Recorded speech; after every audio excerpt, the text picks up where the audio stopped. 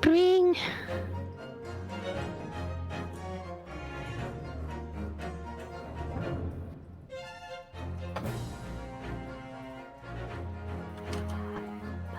Ba, ba, ba, ba.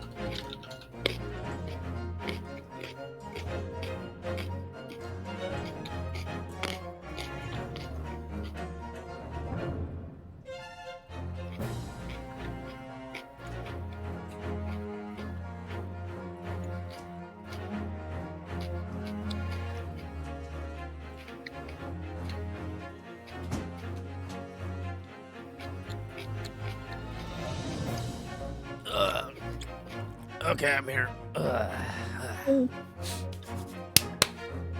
You have an entire cake? What the fuck? Where's my cake, Soupy? Whoa! Why are you looking at me? I'm not the one with the cake! Do you bake or do you just cook? What? Do you bake or do you just cook? I don't really bake. I'm not much of a baker. Dang it, I can't rely on you to give me a cake. Yeah, I'm pretty worthless. I trust.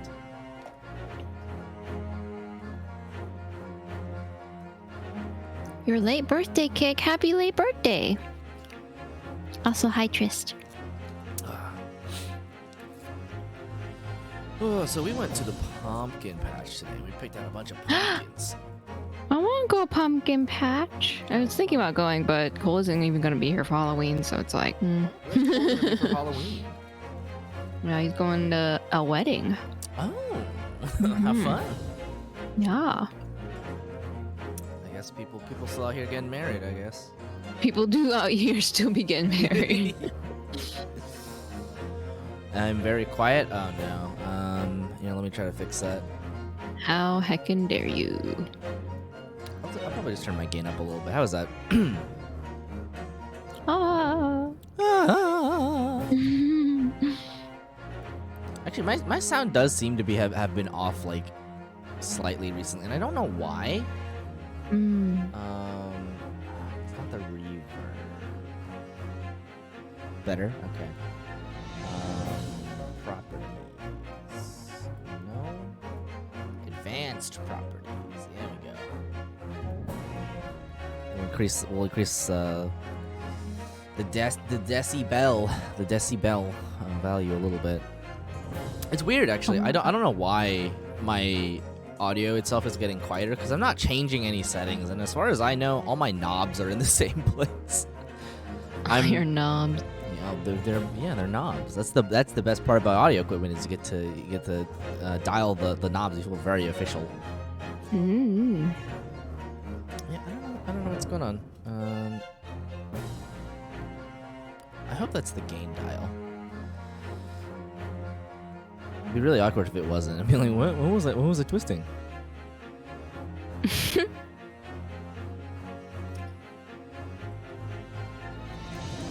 So today, I was doing a spot of laundry folding before stream started, or before I was gonna set up stream. And so to do this, I will pull out my drawers so that I can, just like toss, socks and stuff in when I'm done. I opened my drawer, and Cookie just jumped into it, and she decided she wanted to sit there. Kawaii. I love. She fits, she sits. That's the rules. She fits. She sits. Mm-hmm.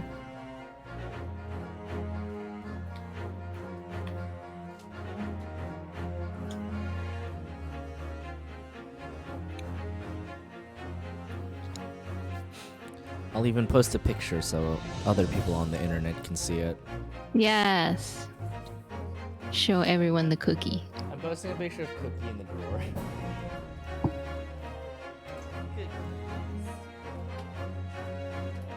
She's like, it's like taking the Rock Lee weights off. Boom. We took her She's collar so off cute. today, and Aw. we took her collar off like an hour ago, and she's like living now. Okay.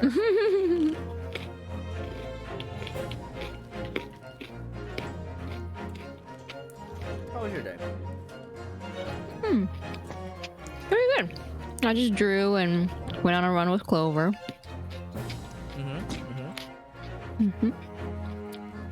We love to see it. Yeah. Get some exercise for Clovers. Poor little Echo, Cole's cat, has like an eye infection. No, so, like, baby. I know. She got these big, beautiful blue eyes, and one of them's infected from when she caught like a kitty cold, So he took her to the vet, and they prescribed like he had asked for eye drops, but they instead prescribed him like an eye ointment. What? And that's been like quite a journey to like apply this. Listen, an eye drop sounds you know what it is? Any distance from the mic just sends me to the shadow realm. I mean, this has historically been true, but I'm like pretty close to the microphone now, so I don't know what is going on. I feel like I'm being picked up less than I was. Really? I mean, I hear you just fine, but I don't know how you're being projected on the stream. You're hearing me just fine, but that's after I've like cranked up my like sound settings. Oh, so I don't know what's going on. Yeah, eye drops sound like already kind of hard to like apply to a cat. I can't imagine trying to apply ointment to an eyeball of a cat. I can't imagine trying to apply ointment to a human eyeball. That's what I was saying. Like, he showed me a video on how we were supposed to apply, and basically we're supposed to like hold her eyelid open and then just draw a line of ointment across the naked eyeball. And I'm like, how do you do that? How does this work on any cat? If I did this to either of my cats, I'd lose a hand. Exactly. And not only that, but you have to do it 3 times per day according to 3 times? What? So we're lucky if we can even apply it once. Oh, I was gonna say by the time you apply it once, it will be time for the next one. Exactly. There's no way this cat will ever trust us or be near us ever again. That's fucking unbelievable. I would go back to the vet and be like, hey, can you give me some eye drops? Please, it is impossible to apply ointment to my cat. Also, just imagine trying to explain this to somebody. It's just like, so like, I have to apply ointment to my cat's eyeballs. They'd be like, what? Bonkers. Absolutely bonkers. Yeah. Whoever thought this was a good idea for a cat.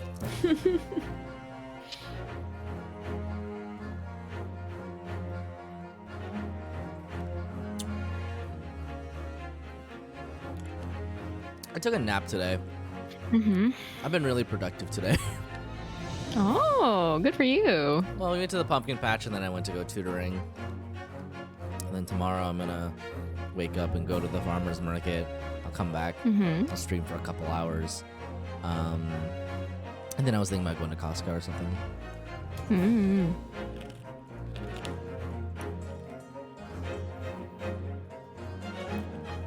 I should apply a new screen protector to my phone before I do like most of the stuff that requires me to go outside. I dropped my phone the other day and the screen protector cracked. That has happened to me often. Yeah. Well, see, the thing is, I had one on my phone and then I dropped my fidgety knife on it and it cracked the screen protector. So I had to order a new screen protector and then I got it and I applied it. And then like 2 days later, I fucking dropped my phone. Oh my goodness. I'm a mess. I'm a mess this week. This week was also like this week was just also a lot. I had to So my car started yelling at me because its tire air pressure was low. But actually when we checked it, it wasn't even that low, right? Like the value is like the recommended value that a tire should be at is like, 32, 33 for my car. And my car was like the lowest tire was 27. So I don't know why it was yelling at me. It made me really nervous too. It was like bring, bring, like it kept like pinging me every like 20 seconds. I was like, "Oh my god, calm down." What's wrong? And then it turns out it wasn't even really that lacking in air. It was not very air deficient.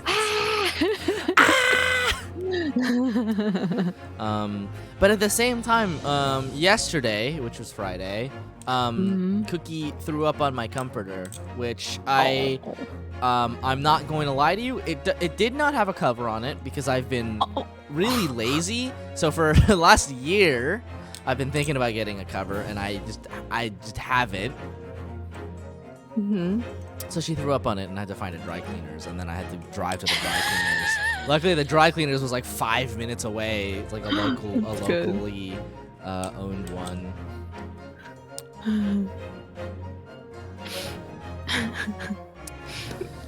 Well, Cookie reminded you of your chore, the thing that you've been putting off. Cookie's here. Yeah, She did it for your benefit. Yeah, I'm getting it cleaned.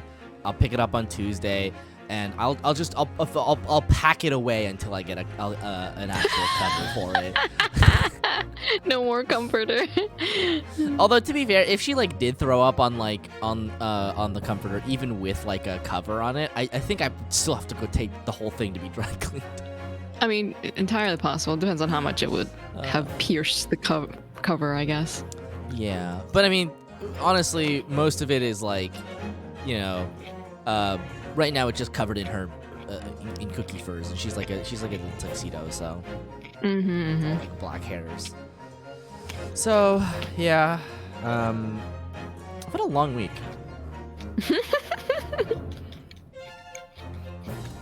Are we ready to do some Ace of Attorney? I would love to. Nice, let's get it.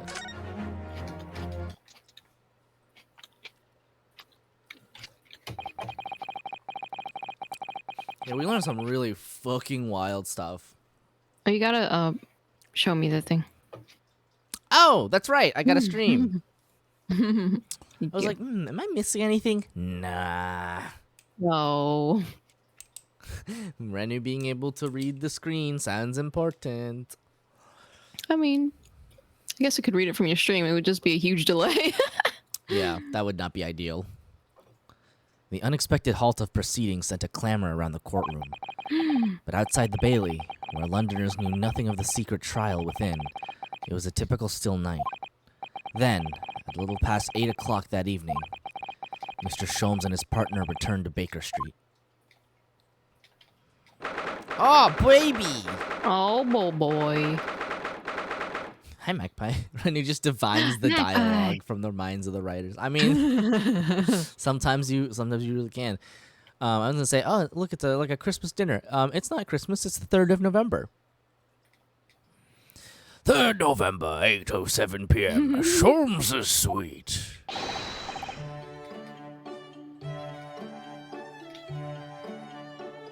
We have returned, my dear fellows. Welcome back to Britain, and thank you for your timely help. I forgot they were in France. Think nothing of it. I believe you had an even more wearing day than Mikotoba and I know. You could say that. We were on the brink of defeat in court earlier. As always. Always got us on the ropes. So this prosecutor Asogi had you on the ropes, did he? And he's your best friend, you say? Well, he's not really the man I knew in Japan anymore. Kazuma's changed. Oh, Mr. Naruhodo. I mean, it's incredible to think that he'd even entertain the idea of acting as the Reaper's assassin. Well, nevertheless, you must introduce me. After all, I've only ever met the young man as a corpse. When all this started, almost a year ago now.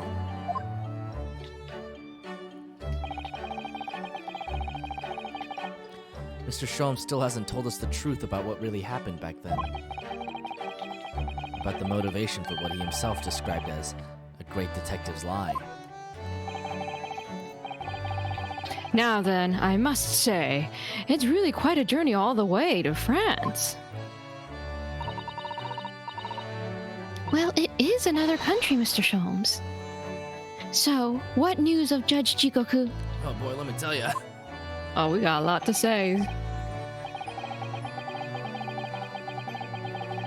We took him to Scotland Yard. The investigating detectives there have a lot of questions for the man. Poor Professor Mikotoba. This must be quite a shock for him. Ah, yes. I picked this up at the telegraph office on our way home. What is it? Surely you haven't forgotten already. I put upon you for the matter only yesterday.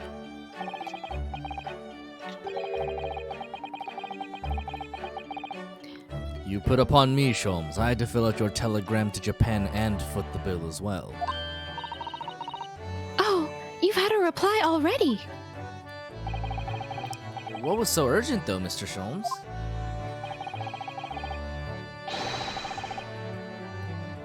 Such matters can wait until later. I'm far too hungry for an involved conversation at present. Well, that's good news, because supper is ready, everyone. Ah, and what a feast it is! Look at that. Turkey/chicken in the background. I don't know. I think it's a turkey. It's too big to be a chicken. If I were none the wiser, I'd think the trial were won already. Welcome back to the Women Respecting Club, Sean. No more Hi, ads for Sean. you.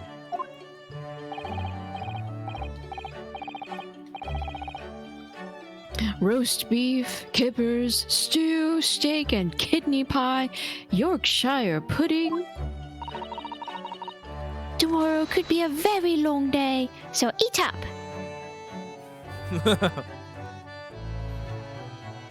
Would you prefer the normal streamer cadence? Ooh, a sub! Oh, it's Sean. Mm. Pew, pew, pew, pew, pew. Thanks for the Excuse me. shub. Whoa! Bob the Pally! Thanks so much for the subscription! Oh, baby, did you know that with Prime Gaming from Amazon, you too can skip ads and support your favorite streamer? I'm tired now, I'm going to sleep. Thanks so much for your support! Bob the Pally? I am an excitable person, but I'm not a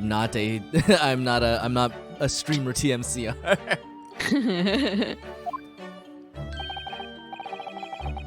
In that case, I think I'll seat myself just here.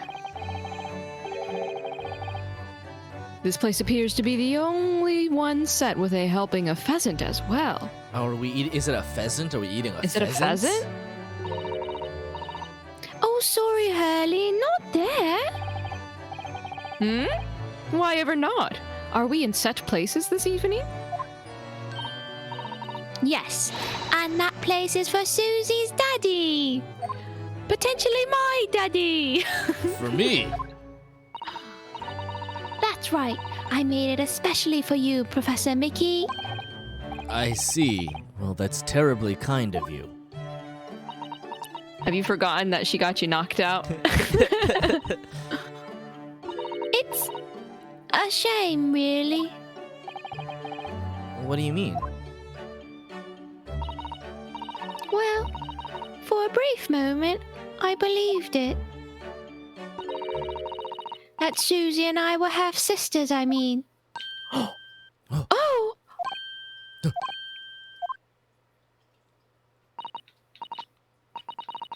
Iris, do you mean... Yes, I know now. I overheard yesterday. Oh my god. Oh my god.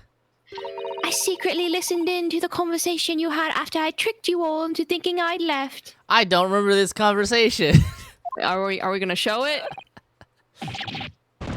What? Oh, there he goes. Either. He's out. The misunderstanding arose because of that autopsy report from 10 years ago. But actually, it turned out that neither Dr. Wilson nor Professor Mikotoba are Iris's father. Oh my god. Whomst?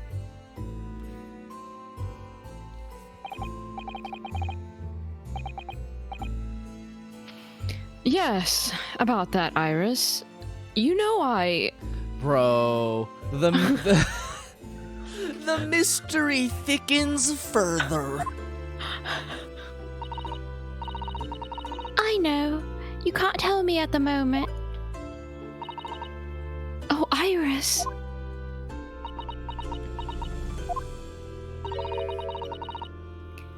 The pheasant is by way of an apology.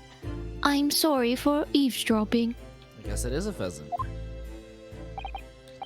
Oh, no, that's quite all right. Then why don't I get any apologetic pheasant? You're the one who should be apologizing, dude. My man just wants to eat food and pay rent. Oh my god. He's just like me for real. So, just who is Iris's father? I suppose that's not something we'll be finding out today. So then, let us dine, while our largely pheasantless plates are still piping hot. I'm not upset. You are. A fine idea, Sholmes. It all looks absolutely delicious. Eat as much as you like. There are always seconds. This could be our last chance to ask questions before tomorrow's trial. About that telegram from Japan, and about Kazuma. I can't let this opportunity slip away.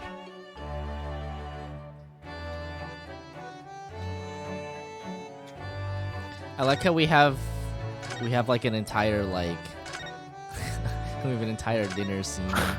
It's so cute. It's like mixing. Roast beef, kippers, stew, steak and kidney pie, Yorkshire pudding. Oh, I'm hungry now. I just ate dinner and I'm hungry. It all looks mouth-wateringly good. I want some. Indeed it does. This is like when my brain is hungry, but my body is like, no, what? Yeah, right, exactly. Me too. And if it were accompanied by even a morsel of pheasant, it would be perfection. You're still on that? Oh, it really does look like a feast for celebrating a victory in court. Or indeed, for drowning one's sorrows after defeat. All right, Mr. Sholmes. All right. I hope you weren't referring to the trial tomorrow, Mr. Sholmes. He's clearly still in mourning over the pheasant at the moment. You don't gotta take it out on us. True.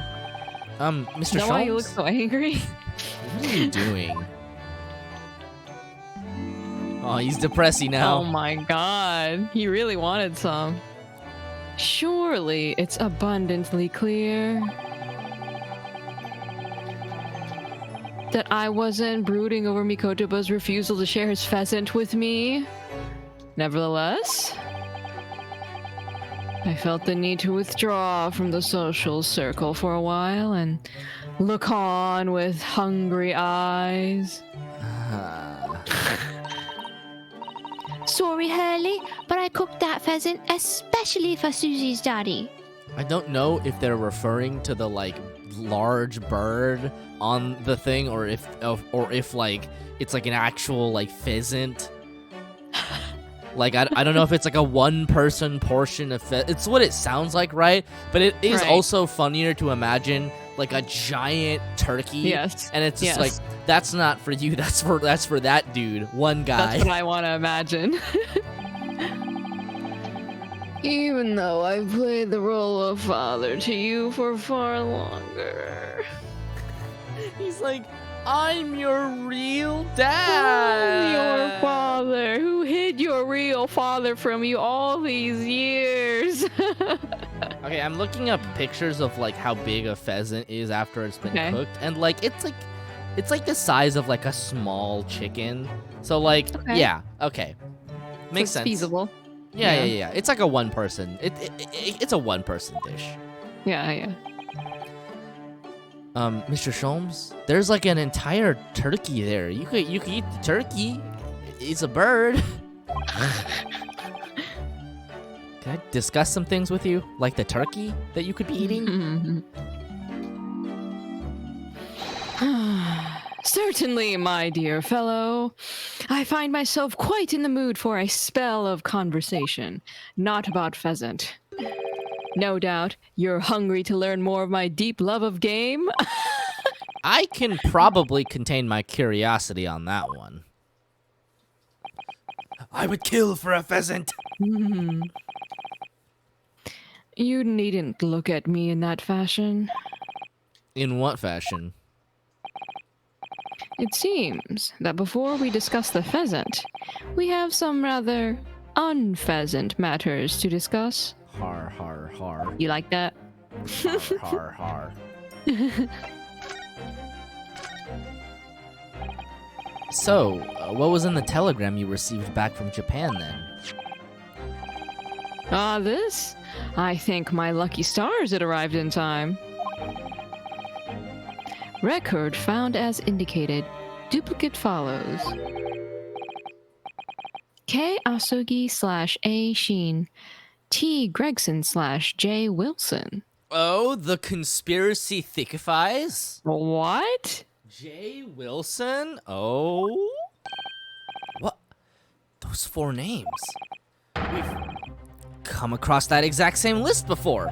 At the end of the last game. They came up in that unforgettable case last spring.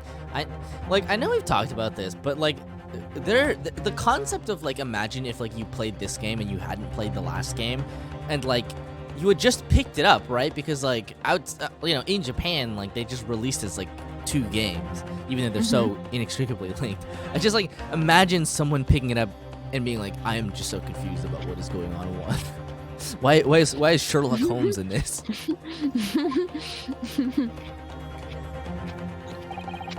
What appeared to be a simple case of aggravated murder turned out to be masking monumental intrigue. A plot that involved the sale of British governmental secrets to foreign states. In exposing the means by which those secrets were being leaked, we deciphered a fragment of a message. K. Asogi, A. Shin, T. Gregson, J. Wilson. But we didn't find the names out until the case was over, and we never did get to the bottom of what they meant. All we knew was that the information had been sent by somebody in the British government to somebody in Japan. So, why are the names coming up again now? Yes. Where did the sender of your telegram discover them, Mr. Sholmes? I have here the message I had wired yesterday. Allow me to read it to you. Enter Judge Jigoku's office undetected and investigate telegram records. Expect to find communication from Britain dated 1 year ago. List of 4 names. Need by tomorrow. Naruhodo. Huh?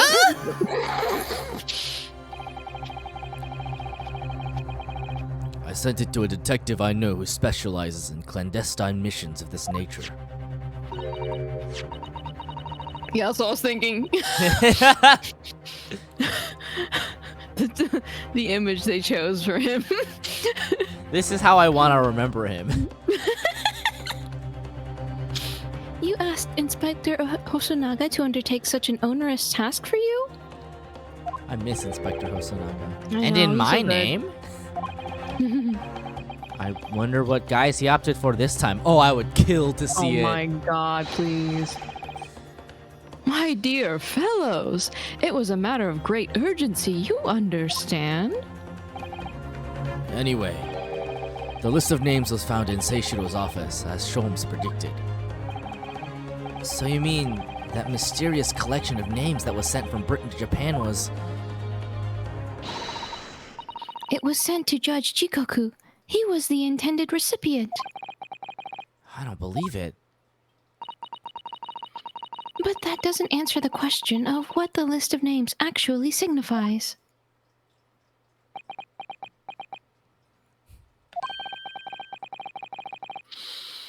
I did formulate a hypothesis about that. But without a shred of evidence, I couldn't possibly have shared it. Mr. Sholmes looks deadly serious for once.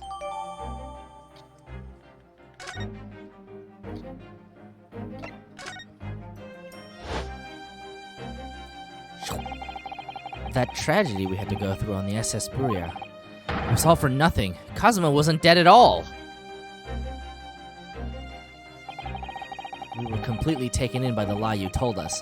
Your great detective's lie.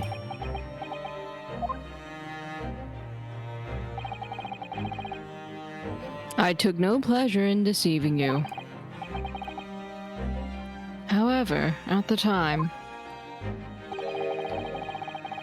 all that concerned me was preventing the young man's study tour from taking place, whatever the cost.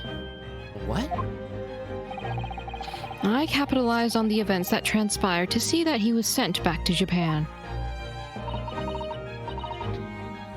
His remains, you mean? Precisely, Mr. Sato. And then I made sure that somebody else was sent to Britain in his stead. Oh my! You mean... The arrangement between our two countries was already in place. One university student lawyer and one judicial assistant to be accommodated on a study tour. In other words, by arranging for someone else to fill the place originally intended for Mr. Asogi, I would successfully prevent the man from arriving on our shores for several years at least. Wait, do you mean to say that it was all in aid of stopping Kazuma coming to Britain? That's why you... Think back, Mr. Naruhodo. Was there not somebody who quite casually urged you to continue on the voyage to England? The terms of this study tour were negotiated by the Department of Justice in both Great Britain and Japan. In the light of Mr. Asogi's unfortunate death, I'm afraid the study tour can no longer go ahead.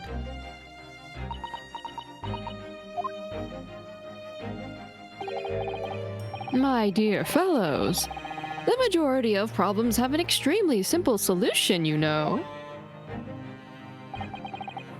All you require is one lawyer, and the study tour can continue, surely.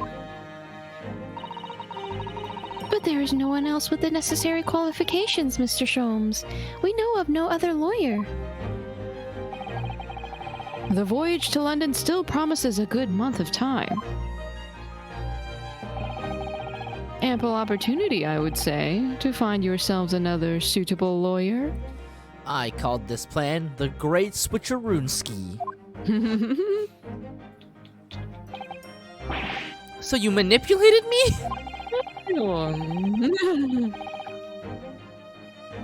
I've often remarked on the extraordinary lengths to which friendship will drive a man.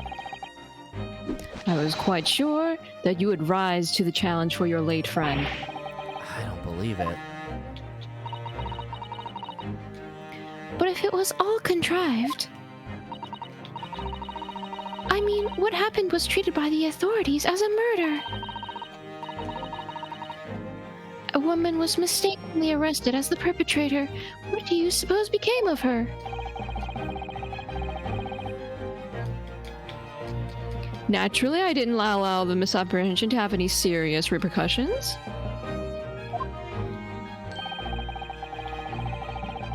I subsequently explained everything and assisted the unfortunate soul in finding the foreign refuge she sought. I seem to remember Miss Susato and I had some rather strong words for her.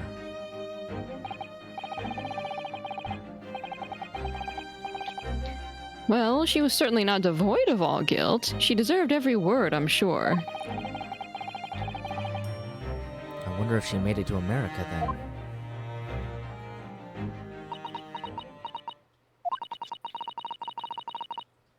I'm afraid I simply cannot comprehend it.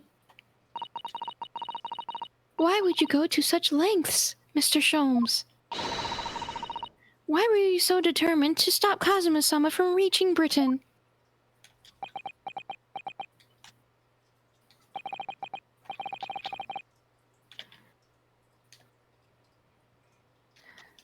The truth is, 12 months ago, there was already a very tangible omen of the impending tragedy, you see. Oh!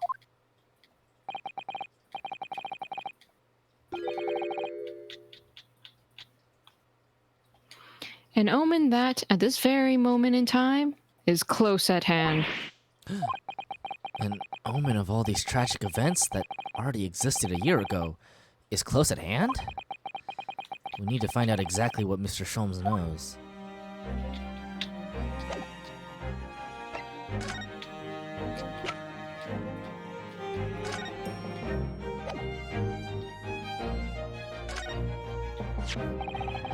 There was no room for doubt with your instructions in this telegram, Mr. Sholmes. You were very clear that it was Judge Jigoku's office that should be searched, so... You obviously knew that's where this list of names would be found. K. Asugi, A. Shin, T. Gregson, J. Wilson. But we only learnt of those 4 names just over 6 months ago now, and only because they appeared as part of the top-secret government communications that were leaked.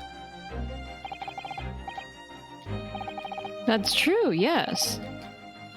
But at the time, you were unaware of the background. You see, those 4 names were wired to Japan. Around 6 months before that. Approximately this time last year, in fact, when you were both still in Japan. Huh.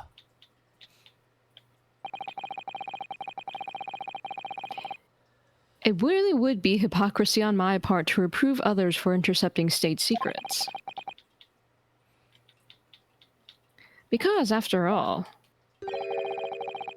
I'm perpetually eavesdropping on communications between the British and Japanese governments. He says this so casually. Oh my god, he's like, I'm just a spy. You're perpetually doing what? How? Never mind the details. But you should know.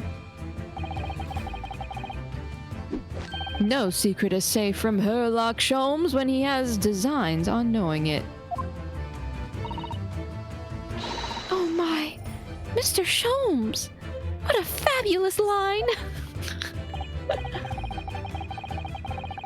Now, 1 month after that list of 4 names was wired to the recipient, Jigoku, in Japan,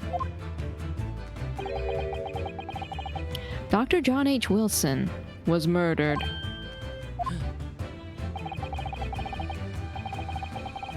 As soon as I learned of the incident, a hypothesis rapidly took shape in my mind. As it turned out, I was partly correct and partly mistaken. Nevertheless, it was the beginning of all the tragic events that were to follow. Mr. Sholmes, please, tell us all you know. Tell us about these 4 names and the tragedy to which they're all somehow connected.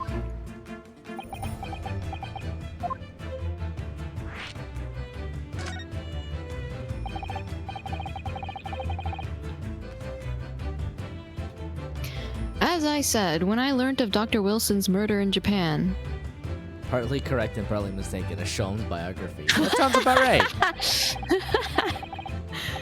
my mind immediately went to those 4 names. Because, you see, there was someone else on the list who I believe to be recently deceased. What? Who? A Shin as it was transcribed in Japanese script. In actual fact, Miss Asa Shin. That was a familiar name to me. She was a professional killer, well known among London's unsavory classes. Oh, I see.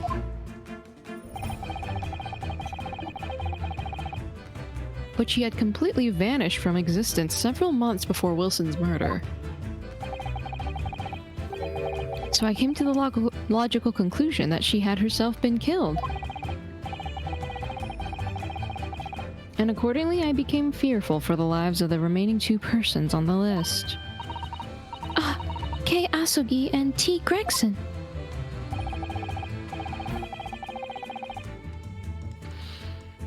Owing to our proximity, I decided to take measures to protect Gregson myself.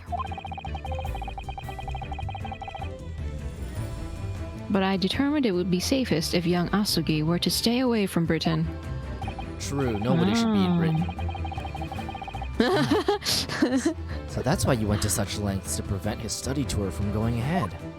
Hey, wait! But you made me go!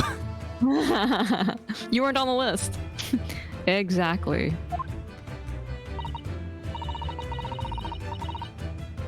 So, you already knew who Kazuma-sama was, Mr. Sholmes. Oh yes, Sholmes and I have exchanged correspondence for years. I'd recounted many tales about Asuki to him in my letters, and the news of Dr. Wilson's death, of course. Then who is Iris's dad? You never know.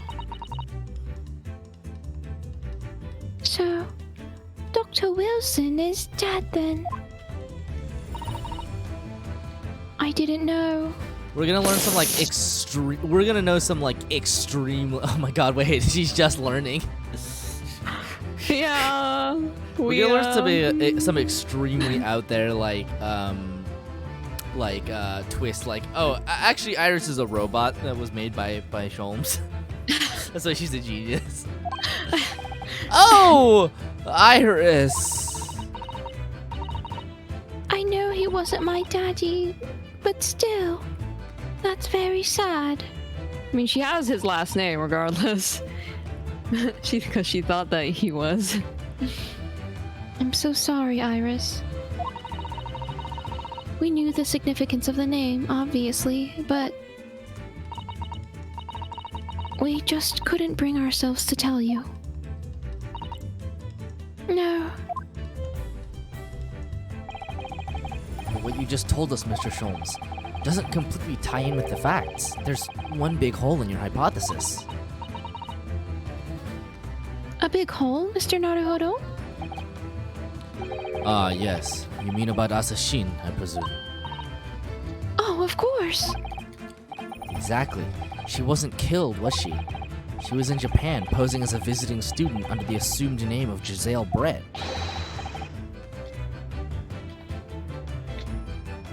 I'm glad you're keeping up, my dear fellow. But I only became aware of that fact 2 days ago, in the foyer of the Great Waterloo Hotel. Ah!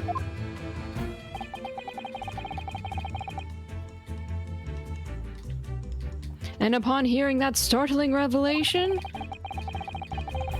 the hypothesis that I'd formed surrounding these 4 names was completely turned topsy. What? Topsy? You're gonna have to speak English to me, Sholmes. What do you mean when you say your hypothesis was turned topsy, Mr. Sholmes? I had believed all 4 names on the list to be the names of victims. However, I was mistaken.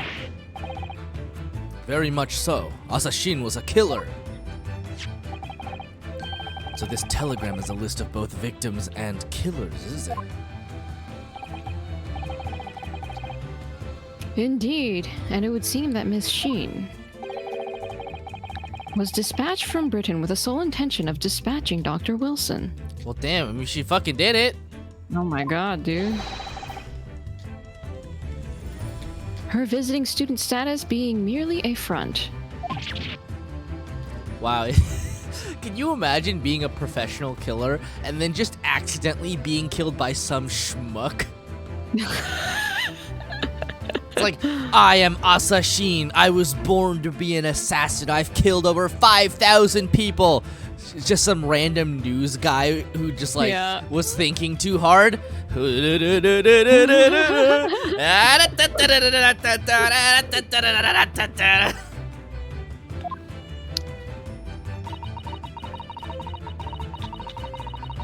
Which would, of course, explain why no motive could be determined for her actions. That guy did everyone a service. Actually, straight up, you know what? We should overturn his murder sentence and make him a hero. I mean, he was certainly doing it to be a hero in a way. He had the Like, patriotic whatever. Congratulations, my man. You fucking did it. You killed a professional killer. Unhinged. So the real reason Dr. Wilson was killed by Asashin is because he was the target of an assassination. And forearmed with that knowledge, fresh consideration of this telegram puts this in a very different perspective. What do you mean? Well, does it not strike you? There is another among the four who subsequently became a visiting student. Wait, you mean... But of course, a name you know only too well. You mean... Kazuma? Oh!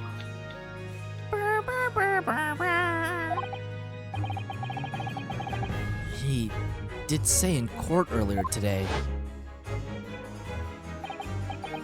Yes, on 31st October, I accompanied Inspector Gregson to Dunkirk. I like when they talk about a character and they start playing their theme. Yeah, it's so good. In order to carry out a mission. And the mission was? The assassination of the Mark.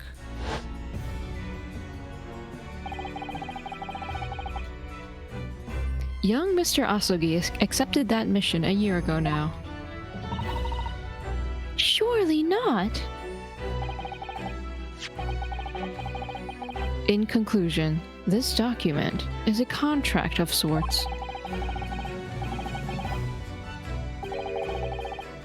An international agreement, one might say, detailing an assassin exchange. An assassin exchange? What is happening? That seems like the worst way to do anything. What? Sorry, hang on. An assassin exchange?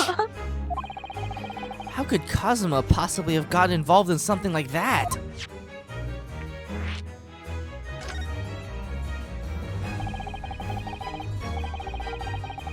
Let's assume that we have two parties, each wishing to dispose of a distinct individual.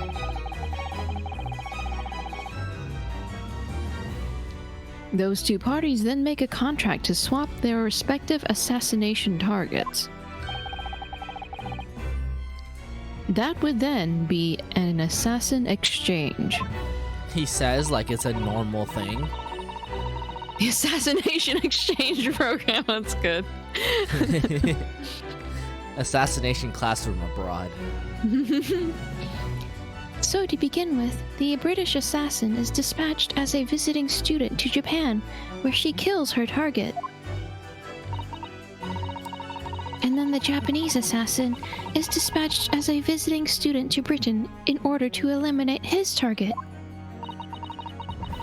It certainly does sound like an exchange. But why? But what on earth is the point? Yes, Thanks, Ryunosuke. thank you. Don't forget, Naruto, that the British assassin at least escaped conviction. thanks to diplomatic immunity afforded by consular jurisdiction. Oh, yes. Such jurisdiction should be null and void under the terms of the new treaty between our new countries. So the fact that it was brought into play suggests intervention at the very highest level. The highest levels? These murders were two sides of the same coin, linked not by a common motive, but by contractual agreement.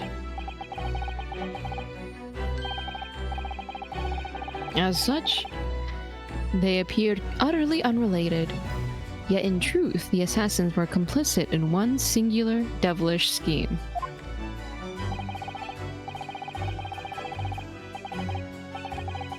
That disassociation and the safeguard of diplomatic immunity were, I believe, the motivation behind this plot. But wait a minute, Sholmes. If this telegram really is describing the exchange of assassins as you're suggesting, it would mean that the Japanese killer's target was never Seishiro Jigoku at all. It would mean Asogi's target was actually Inspector Gregson. What? Kazumo's here for a Gregson? So Judge Jigoku wasn't actually the mark? Yes, that's exactly what it would mean.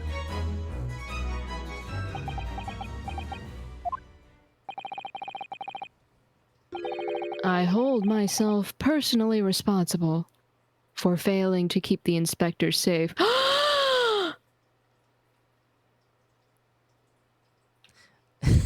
He says that, but he says that, but I'm pretty sure what he was doing while Inspector Gregson was dead was trying to get some easy money from the Red-Headed League. They were both involved. Okay, maybe that was the game. Maybe he knew that Inspector Gregson was investigating, so he was like, "I'll investigate too, keep him safe," and then he didn't.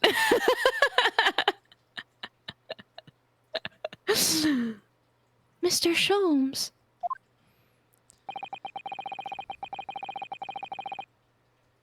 Oh.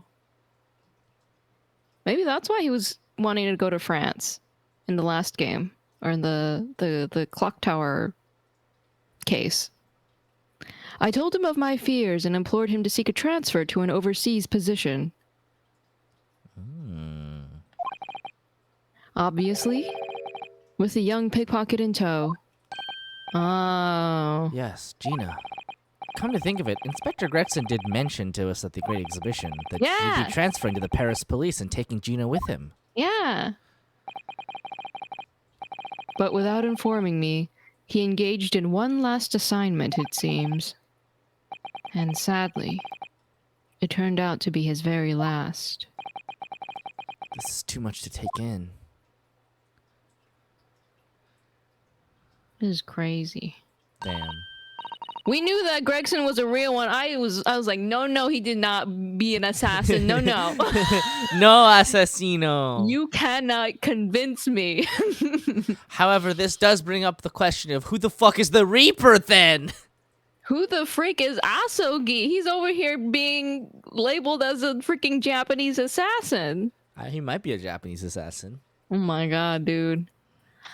All right, everyone. That's quite enough of all that serious talk for one day. Isn't it, Hurley? I mean, look at the time.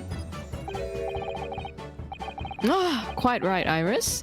We must conclude our preparations for tomorrow. What preparations? Well, I think I shall make my way back to my hotel room now. This has certainly been a night to remember. It's been crazy. It is a little bit sad, though.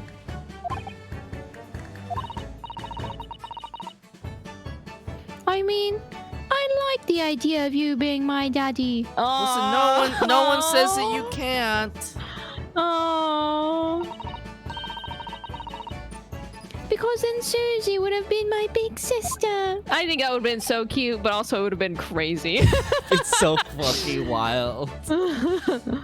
The questions are multiplying exponentially as we get closer to the end. Yep. I have...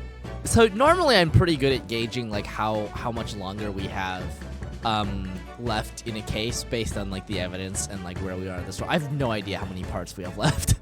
We have so many questions. So many Every time questions. you give us more answers. It's more questions. I'm sorry, Iris.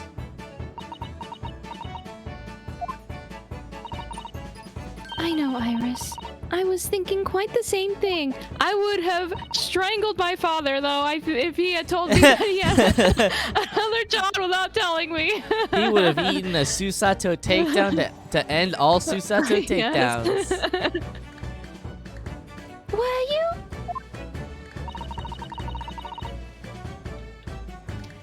But if somebody like me would be worthy.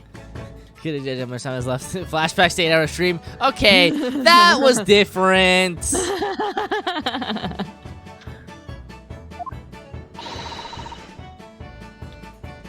I would be delighted to be your sister. What? Really? Oh yes, without question. So, you'll teach me all the ways you know to throw Reno to the floor?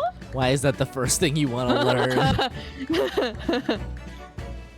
It's the only thing that matters.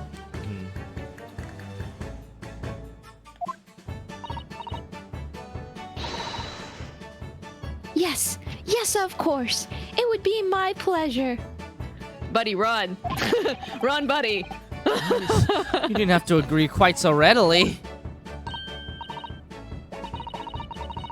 Oh, but wait a minute.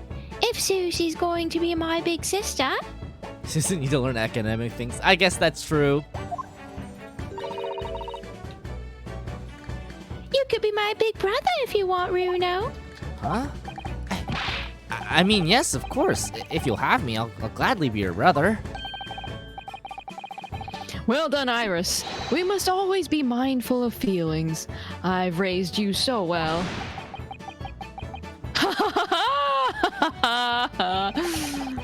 Because being sensitive is your strong suit, naturally.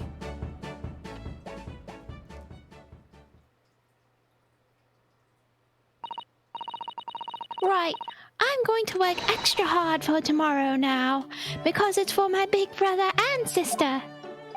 She's so cute. What is all this talk about preparing for tomorrow? Preparing what? You'll just have to wait and see. Oh.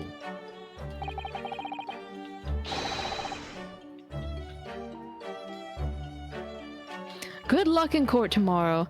I'm expecting a sterling performance. I'll do my very best, of course.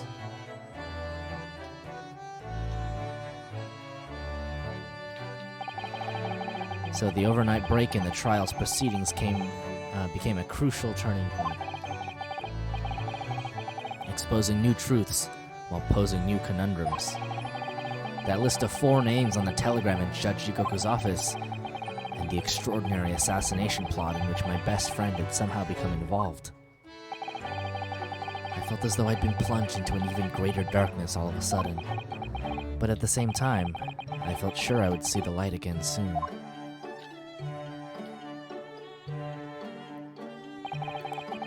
Because I was lucky enough to have the most wonderful family in the world standing steadfastly Aww. behind me. Ryunosuke, where are your parents? Yeah, where is your family? like what's going on, man? Aren't they just in Japan? How come we don't see your parents? Well, we don't know anything about it. Maybe he don't have none. Who knows? Oh, trial part 2. Okay, let's take a little break, so I can get something to drink, and then we can get back to it. All right. Okay. Burb. Burb.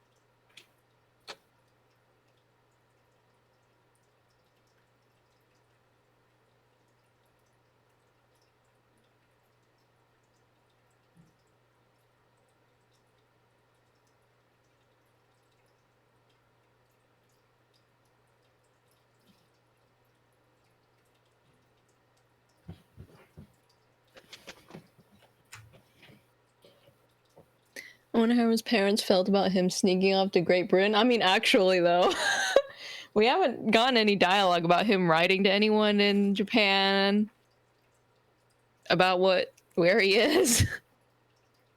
He's been here this whole time.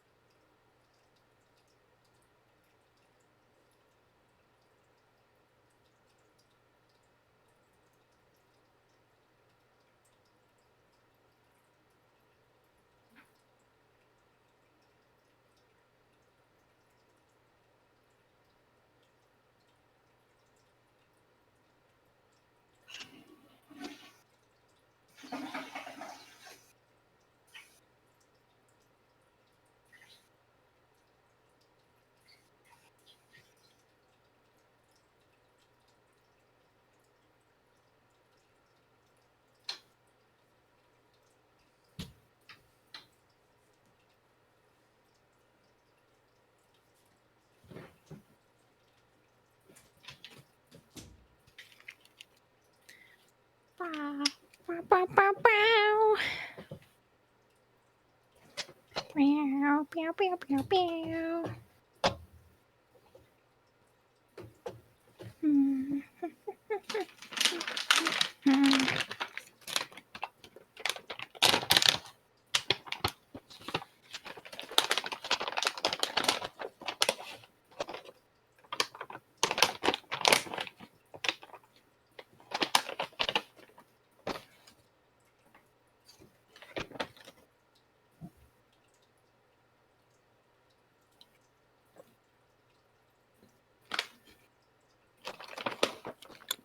Swan soundtracks. You guys want an acapella version of all of the great Ace Attorney Chronicles music?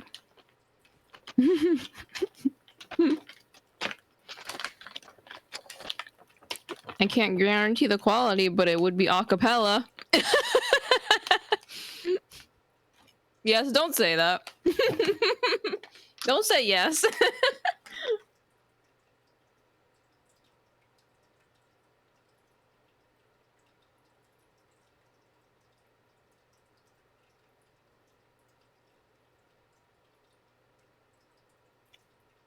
You don't know what you're saying yes to. Stop it. Would you prefer I lied?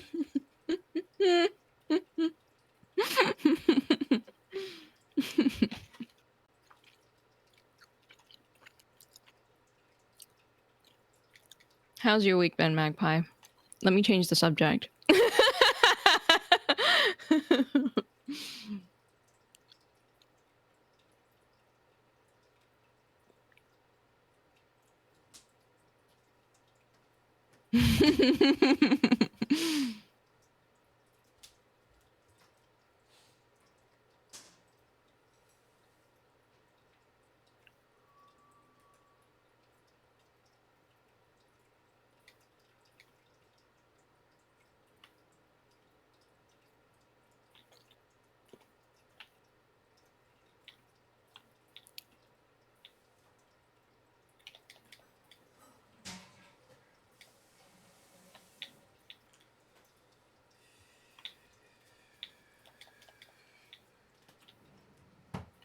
Work is a bit busy, and multiple game controllers are on the fritz. Oh my gosh. One is now fixed. That's good. Hello. Okay. Get in here. I am. What am I getting in here for? Getting in here, nerd.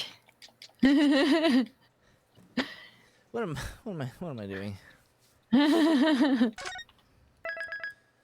Let's see. The Ace Attorney. Here we go.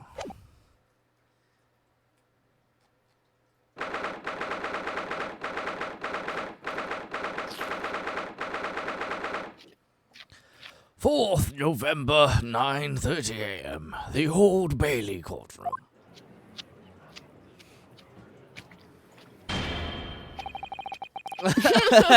Oh, I see. Renu was performing it a cappella. No. Yeah, I do. I do feel a little sad that they don't have the music in the save screen. Before we begin today, I have a brief announcement. As with the closed trial 10 years ago, some astonishing facts have come to light in these proceedings. The revelation that the well-known Reaper is actually an organization illegally executing its own brand of justice, and the discovery that a respected yard inspector was at its heart until he himself perished in an assassination plot. Well, I say to all members of the judiciary here present on this occasion, that we will stop at nothing to uncover the whole truth behind these disturbing findings. Counsels, we will undertake this trial with the resolve to pursue the truth to the bitter end. Resolve, yes, that's my intention.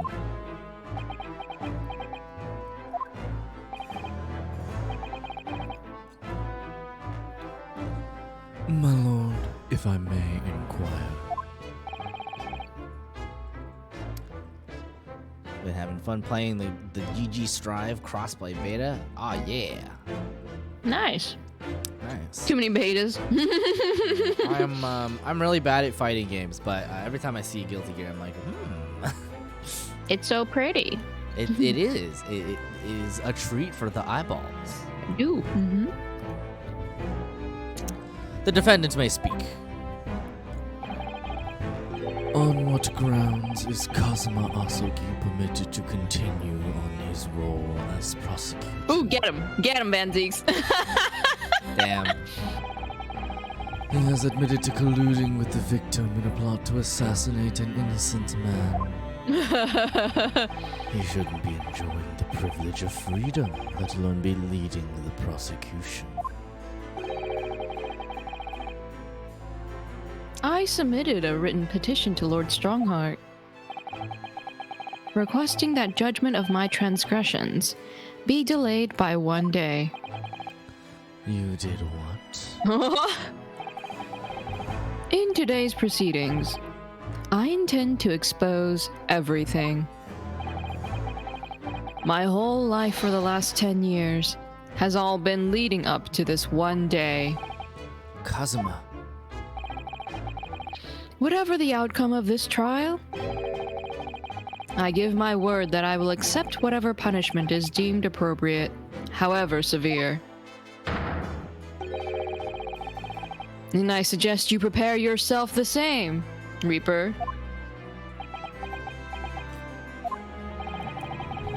Kazuma's bristling with hostility today.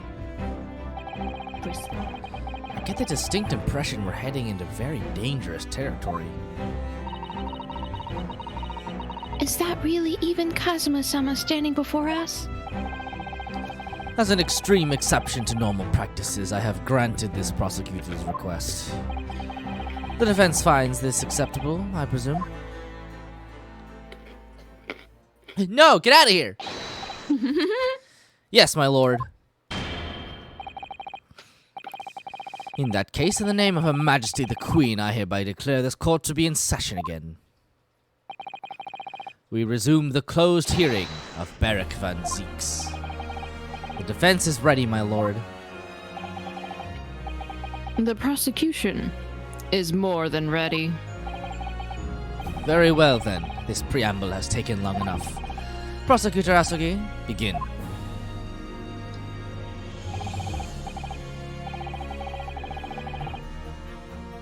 As you wish, my lord. The prosecution calls the first witness to the stand. Bring Seishiro Jigoku into the courtroom. At last, then, we've reached the final battle. Is this the last part? Hmm? He's putting literally everything on the line now in order to get to the truth. Come on, Ryunosuke. It's time for that steely resolve. Because this is going to test it to the limit. Push it to the limit.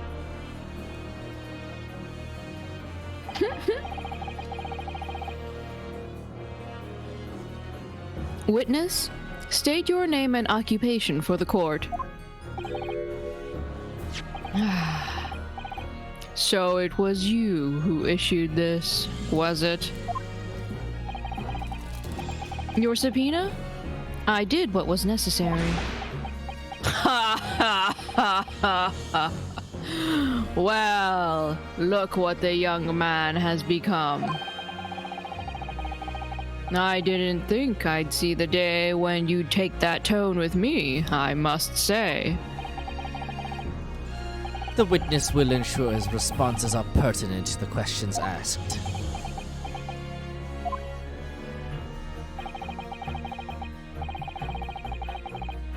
My name is Seishiro Jigoku, a Supreme Court judge from the Empire of Japan. 16 years ago, this man came to London as a visiting student. 6 years later, he returned to Japan. As well as presiding over the Supreme Court, he is also currently Japan's Minister of Foreign Affairs. I am, of course, fully aware of Mr. Jigoku and his preeminent roles. I invited him personally to the International Forensic Science Symposium as a representative of his country. I hear he also played a key role in the conclusion of the Anglo-Japanese Treaty of Friendship and Navigation. It was a great honor to be involved in the negotiations. I put my all into that treaty. Judge Jigoku, I must ask.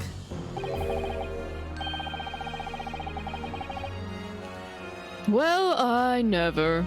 Fancy the young murdering student turning up here of all places. You acquitted me yourself, and now I'm a practicing defense lawyer. Yes.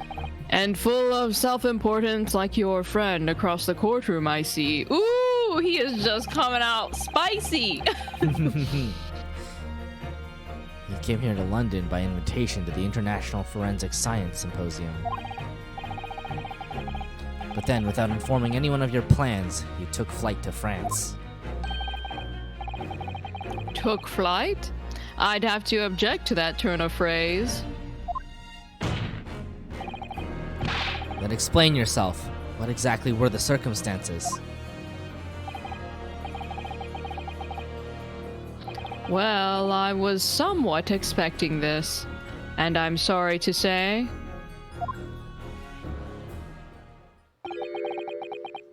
I decline to comment. What? Is he allowed to do that? Leaving the country prematurely when I was an invited guest may be questionable etiquette. But my decision is unrelated to this case. I can't be bound to testify. Ooh, he know the law. Fucking judges, I swear to God. Unrelated, you say?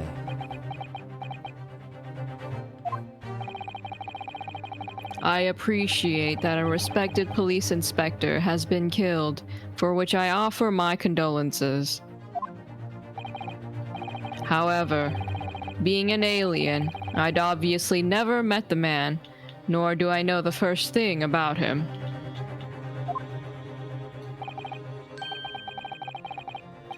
As such, I'm in no position to testify. It's as simple as that.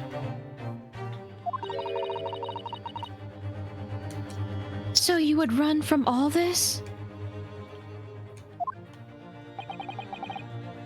I beg your pardon?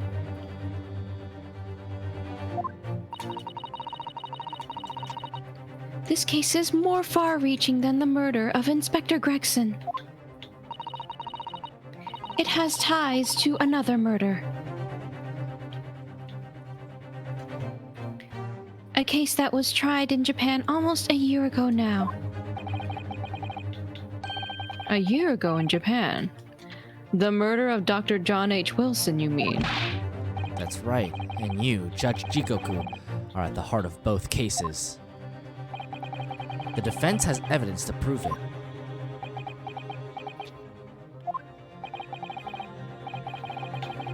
Well, Ryunosuke, I see from the look in your eyes that you're resolved to carry this through to the very end, too. How many times have we said the word resolve? We get it. It's the title of the game! It's the title!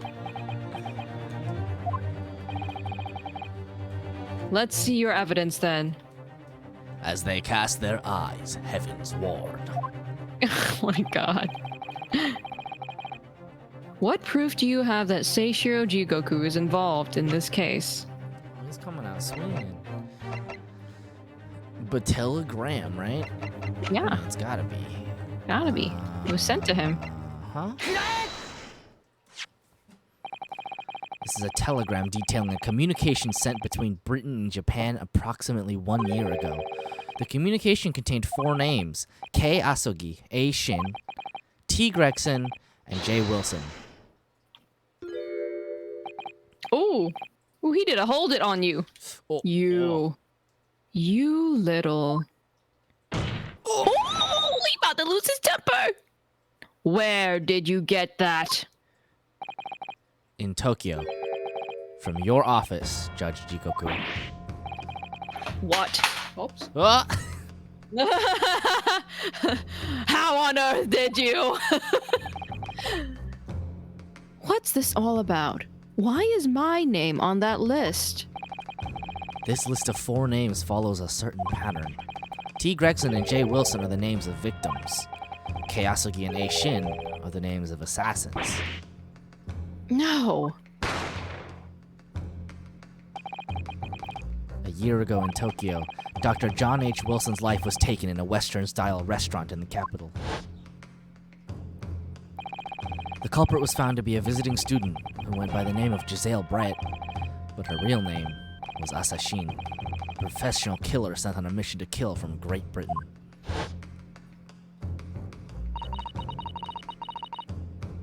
A. Shin and her victim, J. Wilson. And the murder that just took place here in London was the counterpart to that crime. An assassin sent from Japan, also a visiting student, Kazuma Asugi, whose victim was the British police inspector Tobias Gregson. K. Asugi and T. Gregson. One assassin from each country to kill a target residing in the other. What exactly is the defense suggesting? These two cases of murder, one that took place in Britain and one in Japan, were masterminded by a pair of individuals from each country as a form of assassin exchange. And the telegram the defense has acquired is proof of this international contract to kill. What? The telegram was found in your office, Judge Jigoku. In other words, the mastermind in Japan was you. Judge Jigoku? What's this all about? And you, Kazuma, you lied. During yesterday's proceedings, you acknowledged that you'd accepted the assassination mission. But the mark wasn't Judge Jigoku at all. Oh my god, we hydrating. It was T. Gregson, Detector Gregson. It was T. Gregson, Detective Inspector of Scotland Yard. Okay, we're hydrating.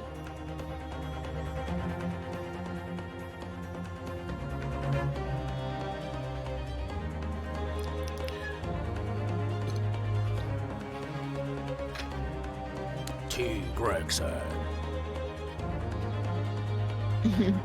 G. Texan, Detector Inspective of Yatland Sard.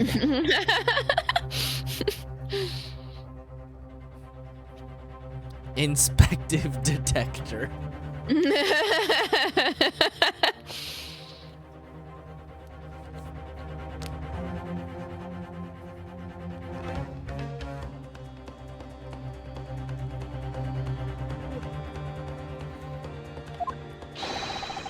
As shown by the name on the killing contract.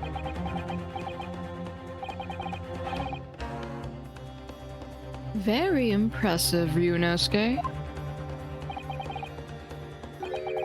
But actually, I didn't lie. The name of the target I was ordered to kill never passed my lips yesterday. The idea that Seishiro Jigoku was the mark came entirely from you. What? You deliberately avoided saying a name. The defense claims these four names indicate some sort of international assassin exchange. I'm sure I speak for all present when I say that the very idea seems utterly absurd.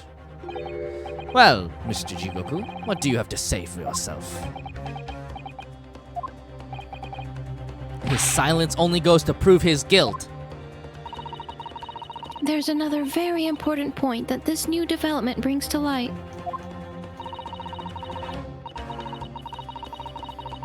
There's now a distinct possibility that the scene of Inspector Gregson's actual murder was in the witness's cabin aboard the SS Grouse. Judge Jigoku, you have to testify now. To refuse would put you in contempt of court. Ha ha ha ha ha. There's no need for quite such a vicious stare, young man. Very well then. As a parting gift to you all, I'll tell you everything I know.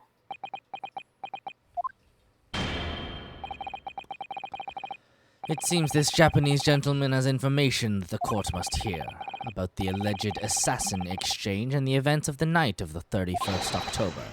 Present your formal testimony now.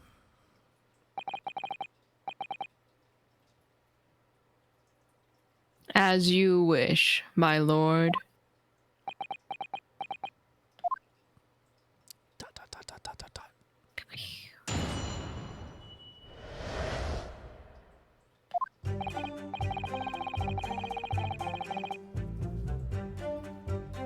It's true that Kazuma Asogi was assigned the assassination mission 1 year ago now. The target was Inspector T. Gregson. That was a condition of the British study tour. Man, What? Why do they want to ice Gregson? We'll let you study abroad in Britain, study law, you know, but the condition is you have to kill a man.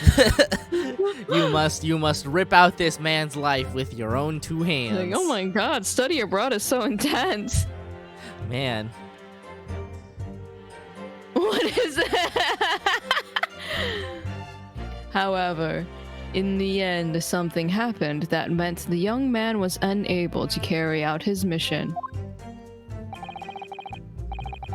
On the evening in question, a member of the crew was on duty outside my cabin at all times. If there'd been a shot fired, the crewman would have heard it. So clearly I can't be involved. I figured he would have held out for longer. Yeah. He's like, it did happen. This was not my fault. So you admit it then, as this communication suggests. There really was an assassin exchange arrangement between Britain and Japan. A political endeavor at the highest levels. Not something I can discuss here. To use such a worthy practice as foreign study to coerce somebody to commit murder. It's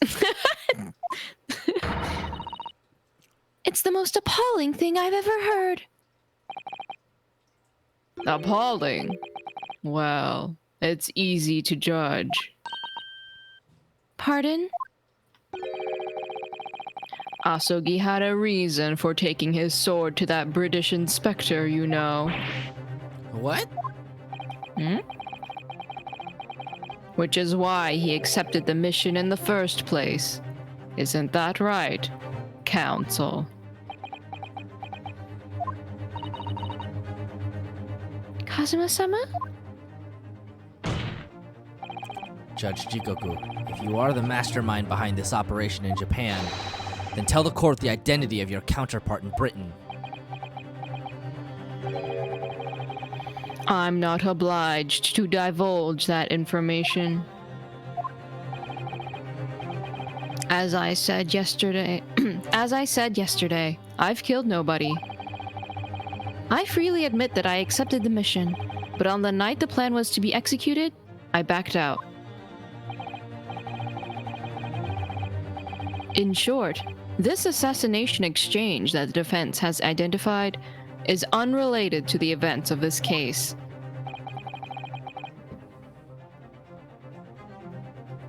The crucial point is this.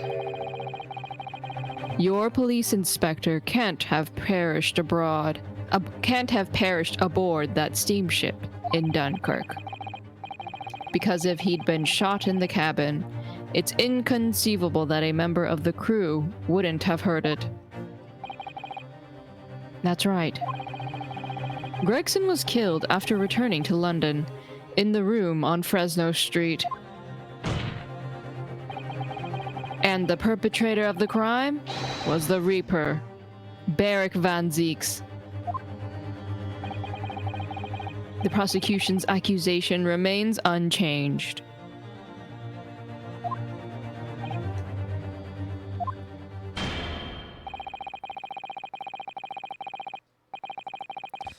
To think that a seemingly innocent foreign exchange program was a facade for such Machiavellian dealings.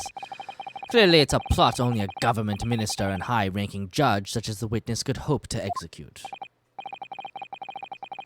Well, I seem to recall that it was someone on the British side who controlled everything. He realized that the case from last game had Gregson investigating his own assassination plot. Wait, you're right! Oh, that's so fucked up! Wait, can you imagine? Can you imagine you, like, listen to this, like, secret government, like, assassination record? You're like, okay, TGREGSON.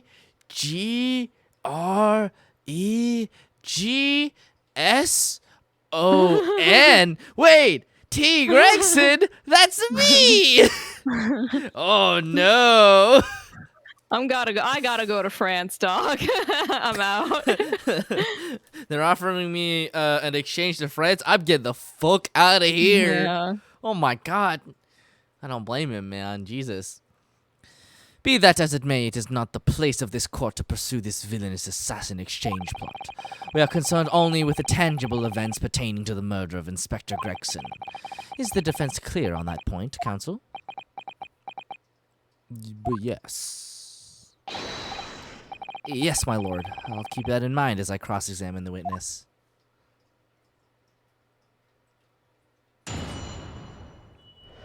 Cross-examination.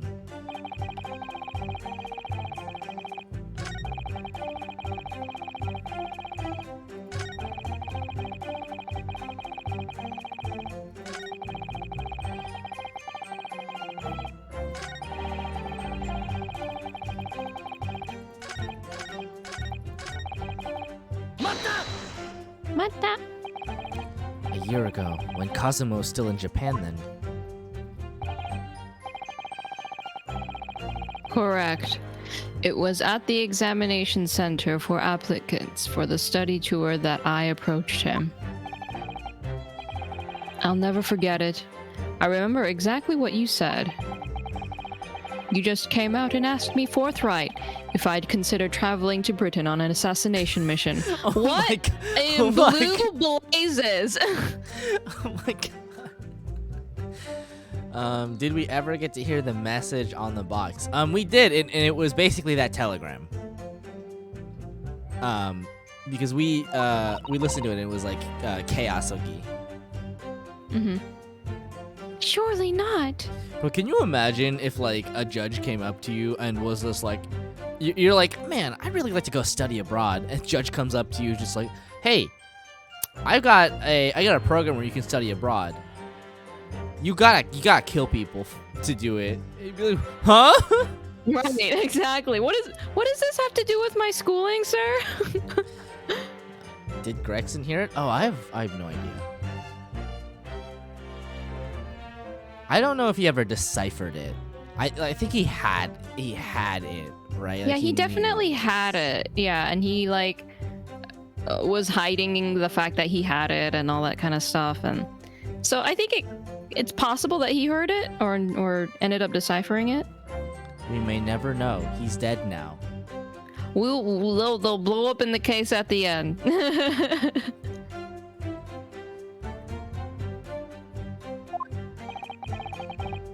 I thought it was a joke at first, of course, but then...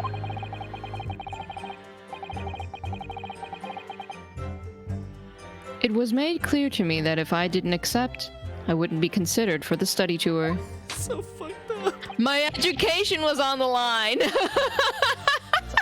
So you agreed to it just for that? I mean, I know how much you wanted to study in England, but assassination? Mhm.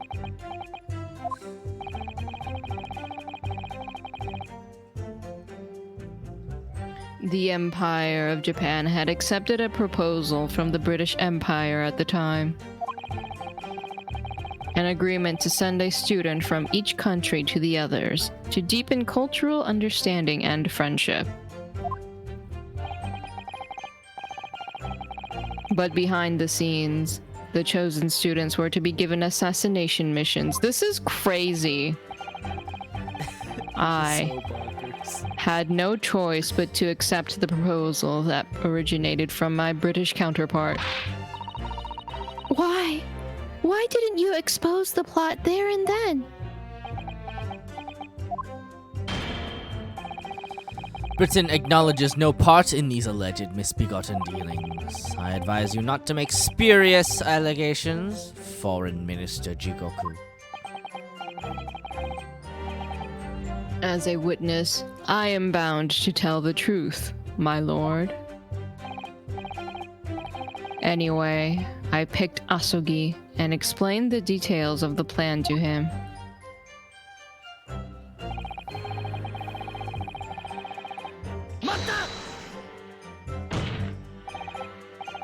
Why, Kazuma? Why did you pick him as the assassin? Look at him, he carries a sword everywhere.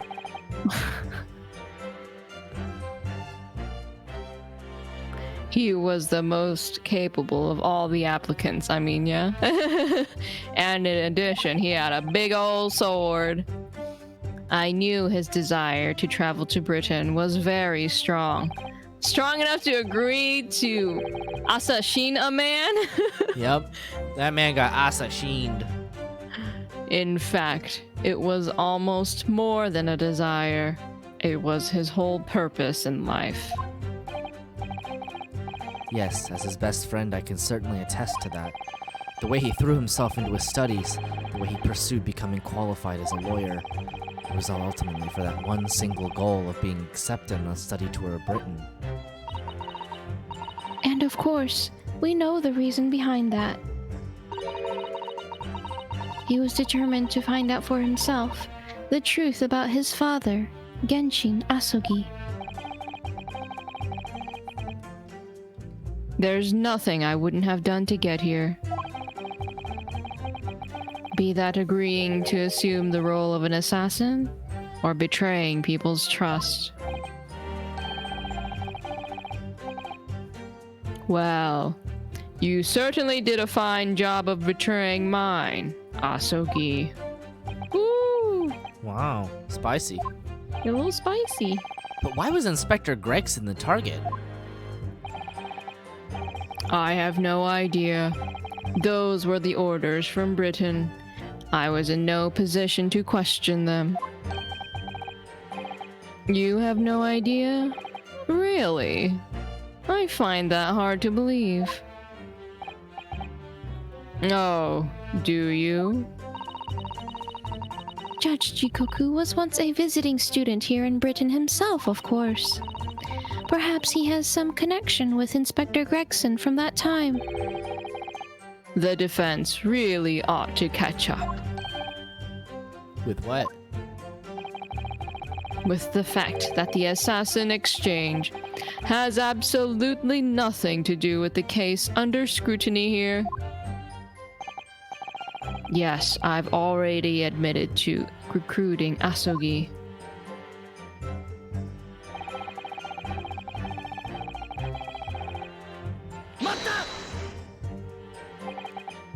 I presume you're referring to the incident that occurred during Kazuma's passage to Britain in January. The awful tragedy that took place on the steamship.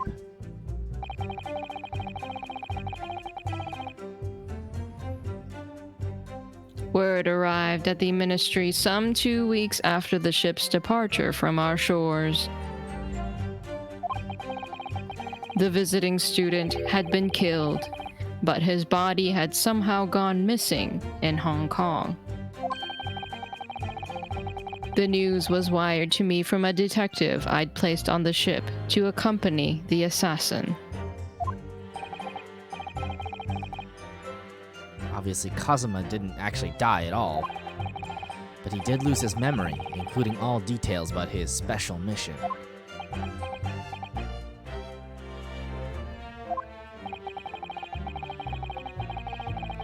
Did you not consider dispatching another assassin at that point? That wasn't possible, simply because that black-clad young student over there had already put himself forward as Asogi's replacement. And there was no way to stop him from reaching Britain. I mean, he was on the boat. Can't just turn the boat around. Ah, they're talking about me! My hands were completely tied. So Mr. Sholmes' strategy worked perfectly. They took one look at you and decided you would no way possibly be able to assassinate an inspector. Predicted everything that would happen.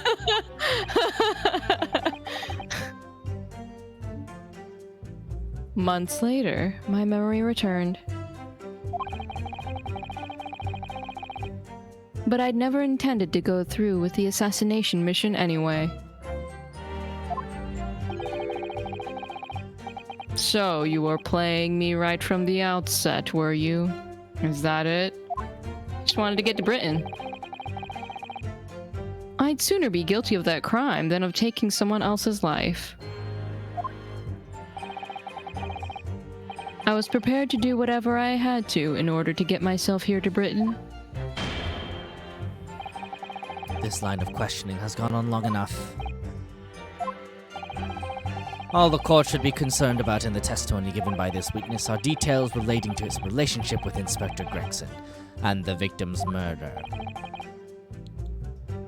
In that case, as I've already made perfectly clear, I had no connection to the man or his death.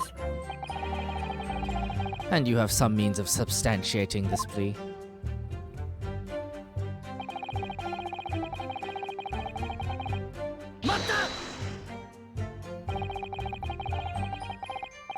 Outside your cabin in the first-class area of the SS Grouse, you mean?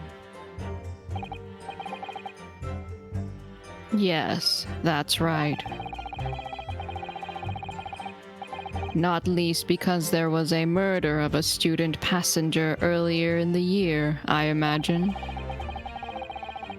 The liner operators have taken to posting a crewman outside every first-class cabin door. I can confirm the presence of the crewman guard myself. What do you mean? Because I accompanied Inspector Gregson to Dunkirk that night, I witnessed it with my own eyes. There was a well-built crewman standing guard directly in front of the door to the witness's cabin. At that particular time, of course, I'd gone to the ship's dining room for dinner. The inspector and I asked the crewman to allow us into the cabin while we waited for Judge Jigoku's return. I suppose Inspector Gregson was there in his capacity as the Reaper. He was intending to take the witness's life. Exactly. As I've said numerous times now, I had no intention of killing anyone. So the crewman let two potential assassins into the cabin he was supposed to be guarding. Not the most convincing of sentries, really. In truth, those were my thoughts too. Security on this boat sucks ass. But anyway, I stayed to talk with Inspector Gregson for a short while. And then I left him there and made my way off the ship alone. Was the guard still at the door when you went? Yes. He glared at me as I walked past. You see? That proves it. So, on two separate occasions, Asogi was approached by two different people to be an assassin. Right? He's just like, listen, he's just really down for murder. He's game, you know? He's like, I wasn't planning on killing anybody, but anytime someone comes up and is like, yo, Kazuma, you wanna ice a guy for me? He's like, fuck yeah. You got that sword there. The crewman who was standing directly outside your cabin door, you mean? That's right. A muscular man with a permanent grim expression on his face. He didn't once move from that spot. To be honest, I thought he was a miserable fellow. But as it happens, he's a vital witness now. Poor chicken stroganoff.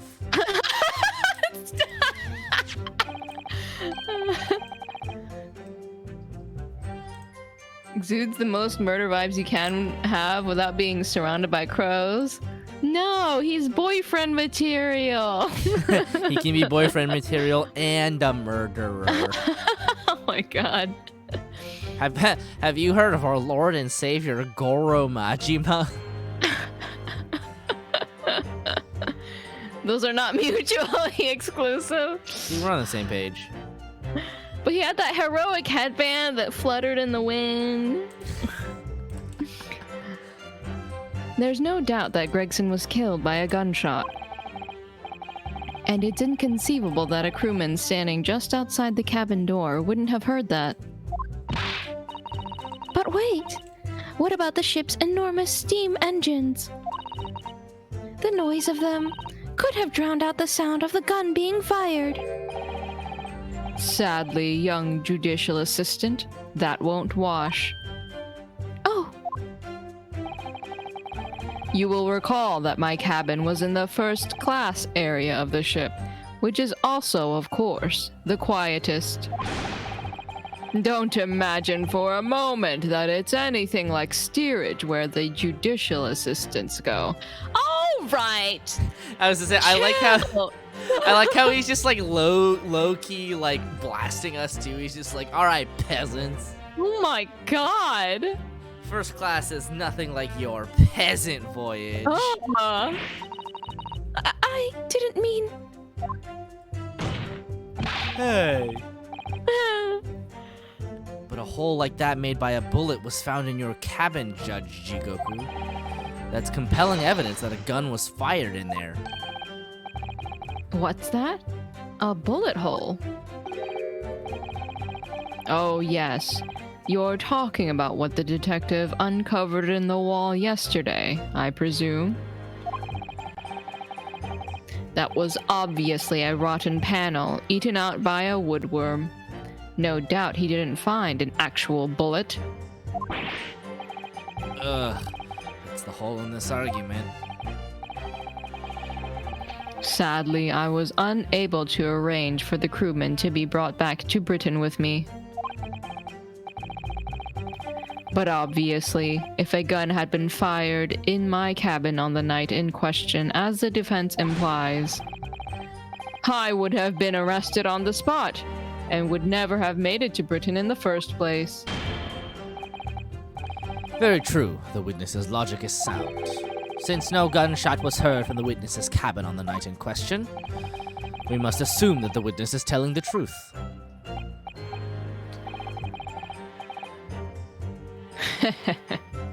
I'm glad you've seen sense, my lord. I know Kazuma's already admitted to taking on this incredible assassination plot, but even so, hearing it confirmed by somebody else is still a real shock. It's unforgivable. Using Kazuma-sama's feelings to manipulate him into agreeing to such a despicable plan.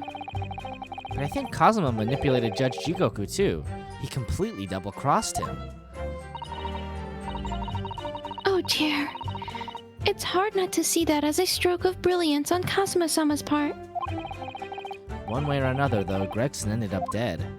I really think that the murder must have happened aboard that steamship. So you mean... Judge Jigoku must be lying. I know I shouldn't let my emotions cloud my judgment. But you must destroy him, Mr. Naruhodo, or I will! Oh my god! Jesus! Calm down! These hands are ready. If there'd been a shot fired, the crewman would have heard it.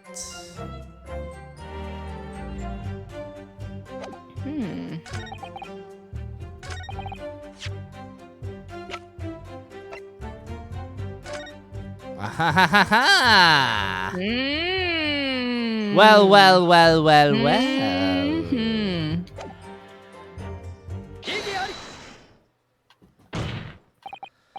Yes, as the court has heard, there was a crewman posted outside Judge Jigoku's cabin. However, we can be sure that contrary to the witness's claim, the guard wasn't there at all times. What? I have here a notice of a particular event that was scheduled to take place aboard the steamship on the 31st. Where did you get that? The garbage. Maybe you should have burned it. It's evidence gathered by Mr. Herlock Sholmes. You were acquainted yesterday, if you remember. Herlock Sholmes again. according to this itinerary, after leaving the port of Dunkirk at exactly 10 p.m. and for a period of 20 minutes, all crewmen of the SS Grouse were to gather on deck for an evacuation drill. All crewmen were away from their posts? And during that 20-minute interval, of course, any gunshots emanating from your cabin would have been heard by no one.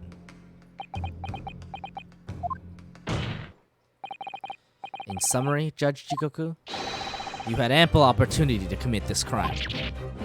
Ah.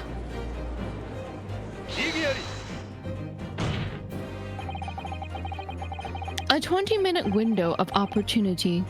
That's an excellent find, Ryunosuke. But it amounts to nothing. Why?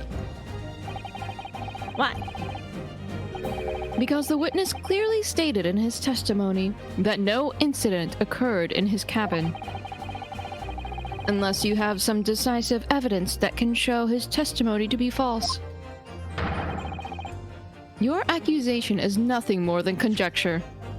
Let's drop a little saber, Reno. I think I know where this is heading.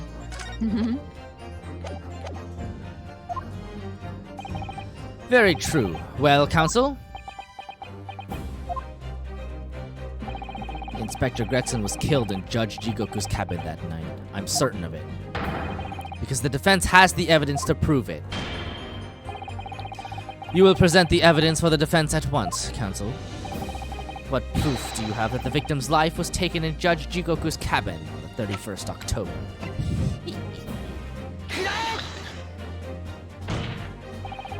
Judge Jigoku, this was found in your cabin yesterday. What is that? The crown of a pocket watch? A pocket watch? And if you observe, the victim's pocket watch, which we know he treasured, is missing precisely that part. It can't be. Moreover, this crown is a perfect fit on the spindle protruding from the victim's watch. Now, the fact that this was retrieved from Judge Jigoku's cabin tells us that the victim's watch almost certainly broke there. In other words, the victim was killed on the 31st during the 20-minute evacuation drill. In the cabin occupied by you, Judge Jigoku. Well, you're razor sharp, aren't you? You young murderer. Whoa! I didn't kill anybody! Expertly maneuvered, Ryunosuke. And your argument sounds entirely plausible. At first. But rather like this pocket watch, it's full of cracks. What? And I believe Judge Jigoku feels the same way. I was wrong to acquit you earlier in the year. Whoa, damn. He's like, I would have taken that shit back. Oh my god. Sorry? If I'd known that it would result in anyone having to listen to this drivel, Whoa! I would have declared you guilty, just to spare the world of your ridiculous bombast. Oh, rude! Being big rude right now. I think it's clear that the witness will have to give further testimony. When you hear what actually happened in my cabin that night, you'll notice the pitfall into which you stumbled. Prior to your renewed testimony, I would like to clarify one point. The fact that this part of the victim's watch was discovered in your cabin means that you acknowledge he was there, I presume. Yes, I do. Very well then. You may proceed to give your formal testimony about what exactly happened in your cabin aboard the ship on the evening of the 31st October. Of course. As a man of the law, I have no intention of obstructing justice.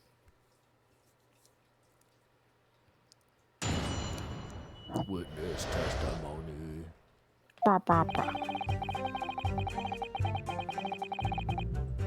I had a guest waiting for me when I returned to my cabin after finishing my evening meal in the dining room.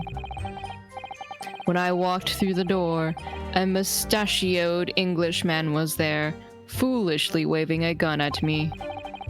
I soon took care of him with an ippon seo throw, though he couldn't wait to run away after that.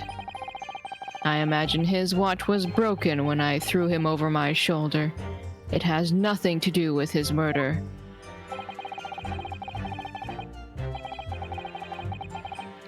The inspector was clearly killed having returned to Britain because his body was found in London.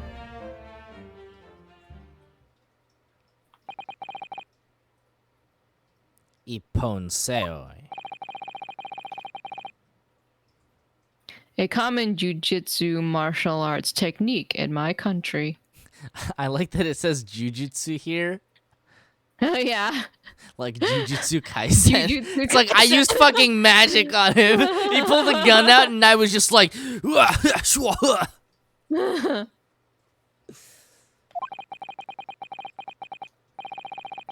I was careful not to use too much force, but the man obviously landed too heavily for his watch to take. So, Ryunosuke Naruhodo, I imagine you can see the flaw in your logic now, can't you? What? The fact that the pocket watch was broken in the witness's cabin in no way proves that the victim's murder took place there. Ow! Ow. You proved he was in there, though. True. I've no doubt the inspector intended to kill me. But he didn't manage to pull the trigger. Yes, because he was merely the tactician, not the Reaper's hand of death. Well, the testimony appears to make perfect sense as far as I can tell.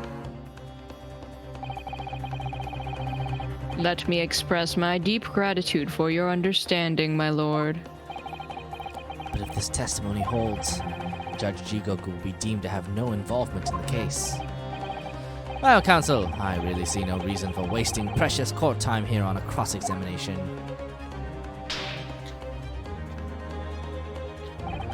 Sorry, my lord, the defense has a right to cross-examine, and I don't intend to squander that. You're an embarrassment to your countrymen, not knowing when you're beaten. He's so mean. Oh my gosh! In that case, proceed, Mr. Naruhodo.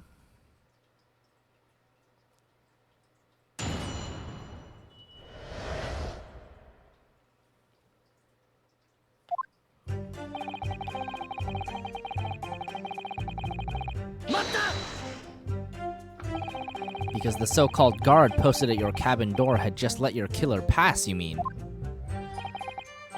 Apparently, Gregson told the crewmen he was a police inspector, which was the truth, of course.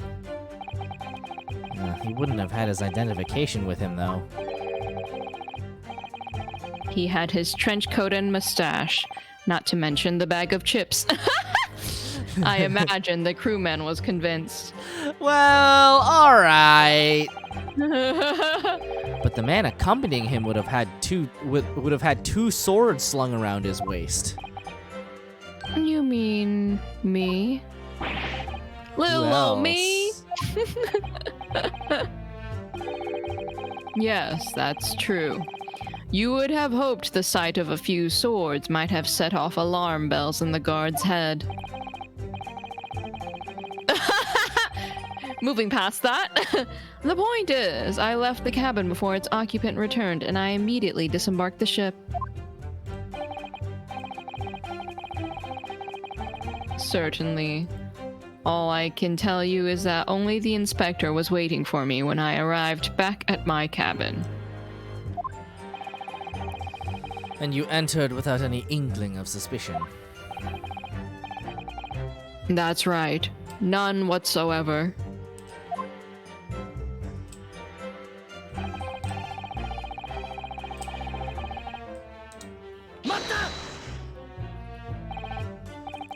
Obviously, you're talking about Inspector Gregson?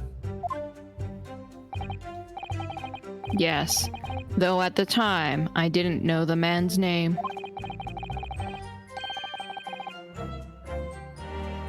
And there was no time for introductions. I value my life over manners. By which you mean that the inspector was there to assassinate you, I suppose. That was certainly the impression given by the gun pointing in my direction.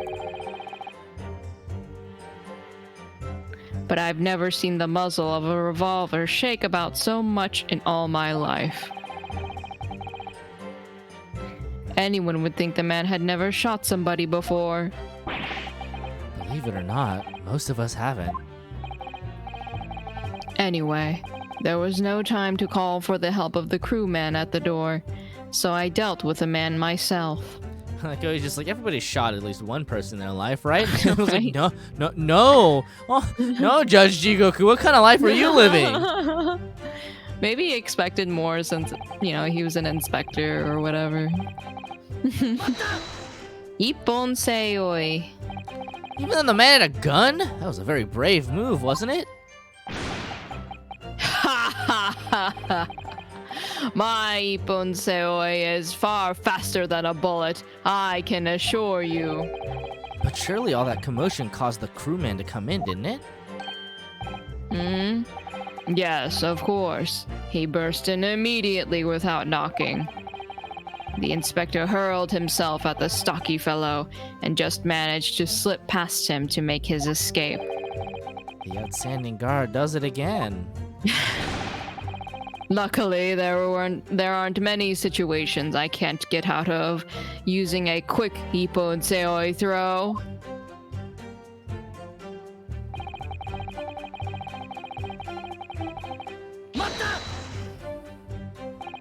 The crown snapped off and the glass covering the face of the watch was cracked. Preferable to the man's head being pulled off or his spine cracking, wouldn't you say? Not that the man was spared for long. A bullet to the chest soon saw to that. But the point is, the broken pocket watch doesn't prove that a murder took place.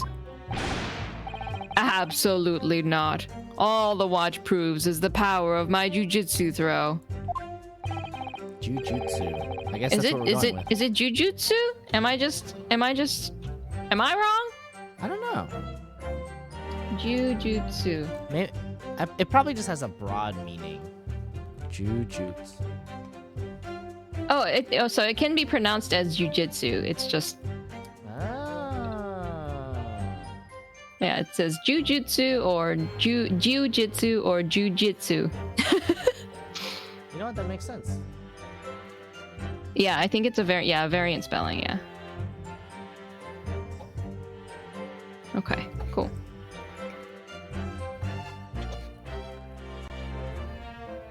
Whatever you say, it doesn't quite ring true that no shot was fired in that cabin. Because there was an obvious bullet hole in the wall. Ha ha ha ha ha! What are you talking about? Hmm? That's what the star of your lowbrow detective stories told you, is it? Well, I don't care for such fiction.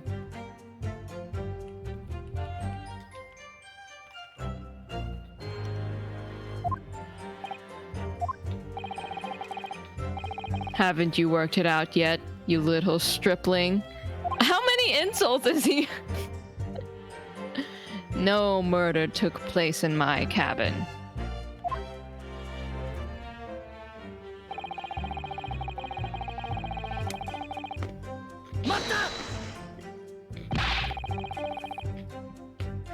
But there's no evidence that proves the victim ever returned to London alive.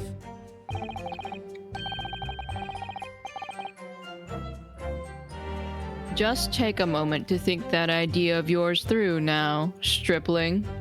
Man. What? If the inspector was killed on the steamship in France, How on earth could he have got back to Britain?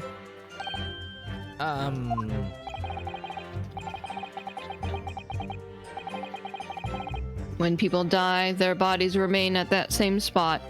It's a devil of a thing. What? Well, then obviously the culprit must have moved the body. How exactly? Carrying a corpse off a steamship in your arms would raise a few eyebrows at least, don't you think? Well, yes, that's true, but all passenger luggage is inspected when it is unloaded from arriving vessels. And I would like to think the border police would query the corpse of an English gentleman as hand luggage. If the murder had taken place aboard the ship, you would imagine the body would have been disposed of at sea. Jigoku hasn't seen Weekend at Bernie's. Yep. Listen, it's really easy to fake Gregson being alive. Just have the fish and chips in his hand. He's like, oh.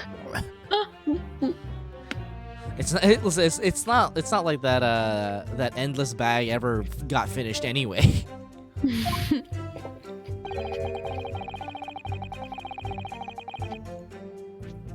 There would be no sense in risking being caught by attempting to transport the body back to Britain. That's killed that idea then. But perhaps not. Miss Susato?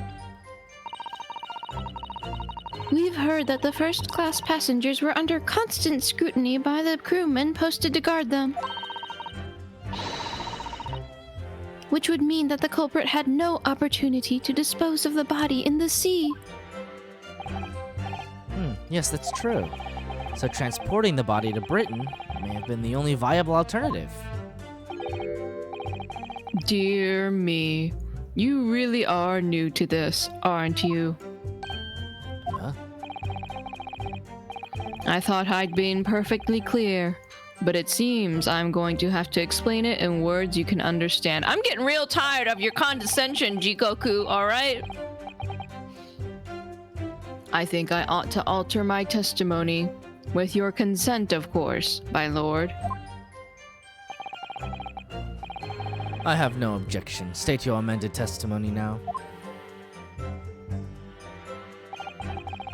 There's no possible way I could have transported the victim's corpse back to Britain. Let's see. Is that true? Eyes?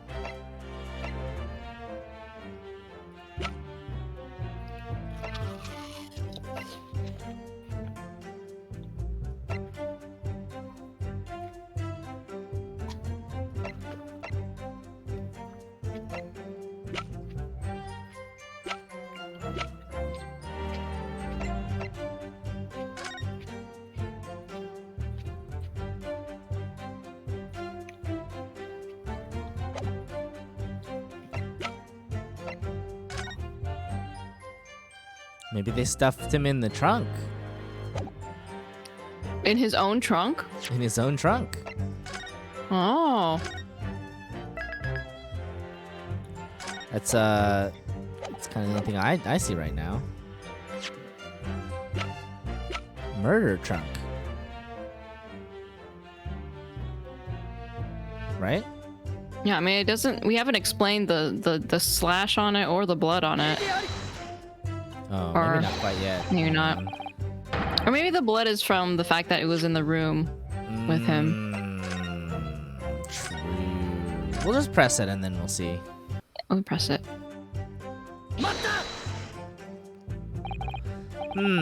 There's an idea.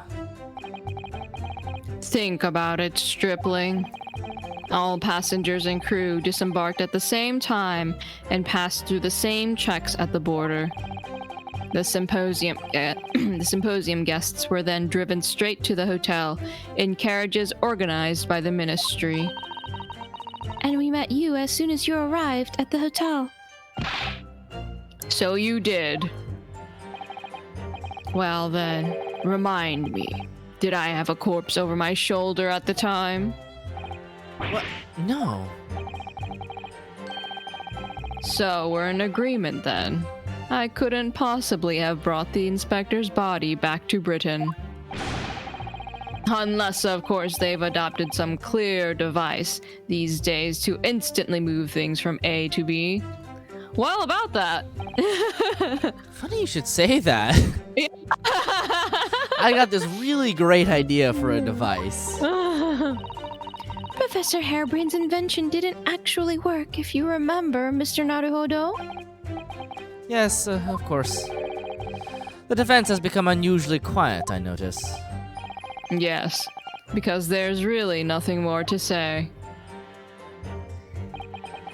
Is the luggage Casey hidden on the evidence list? I don't remember seeing it, but maybe. Yeah, I don't remember seeing it either. Well, I suppose if you think about it, whenever you drop a teacup in the office and it breaks, we don't say, Mr. Naruhodo must have been murdered there, do we? Is that a veiled threat about what might happen to me if I break another one? And the fact is that Inspector Gregson's body was found in the little room on Fresno Street. If he really was killed in Judge Jigoku's cabin.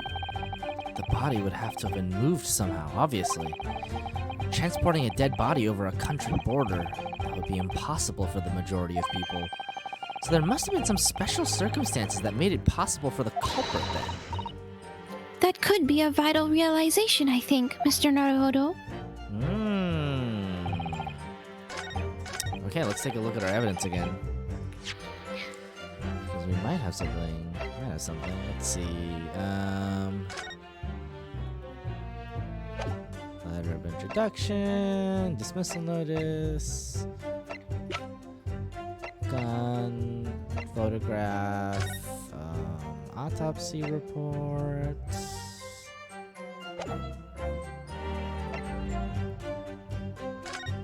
Crime scene floor plan. Conspiracy board.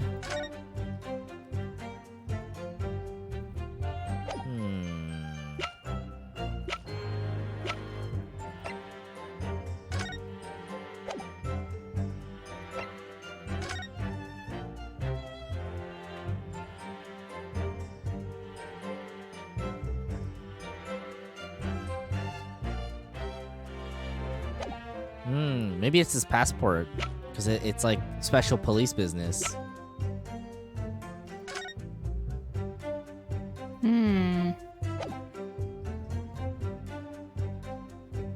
It's the only thing I can think of, really. So we wanted to take another look in the trunk.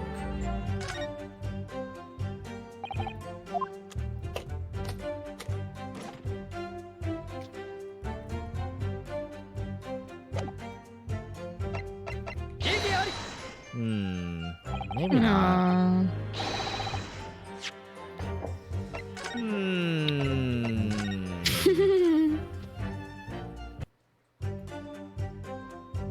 Also, we could transfer the victim's corpse back to Britain.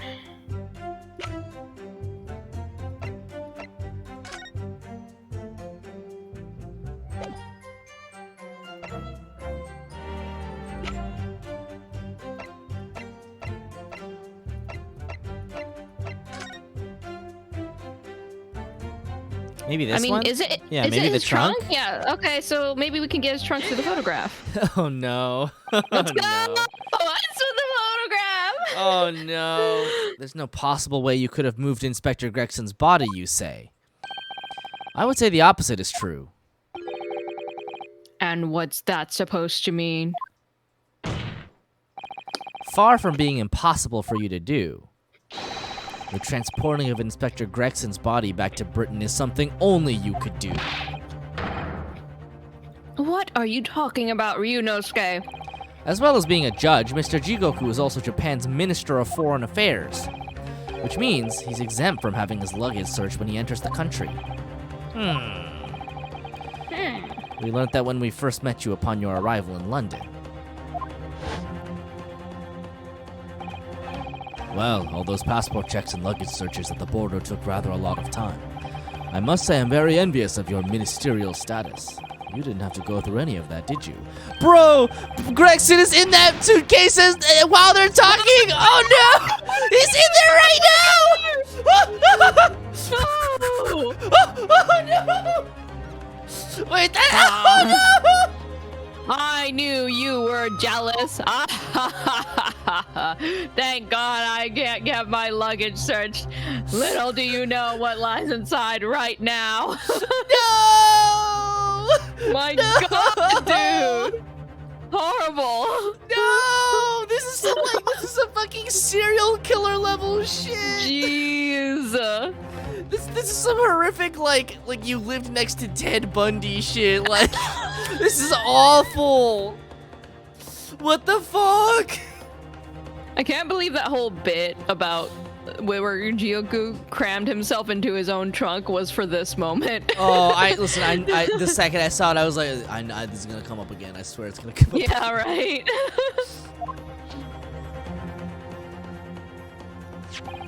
I presume you recall this, Judge Jigoku. It's a photograph we took in the foyer of the hotel to mark the occasion. It's a family photo of us and Inspector Gregson. This is the worst. This is awful. At the time, we were like, oh, what a cute photo. Like, look at them. They're so cute. And meanwhile, there's a murder over here and the murder victim over there.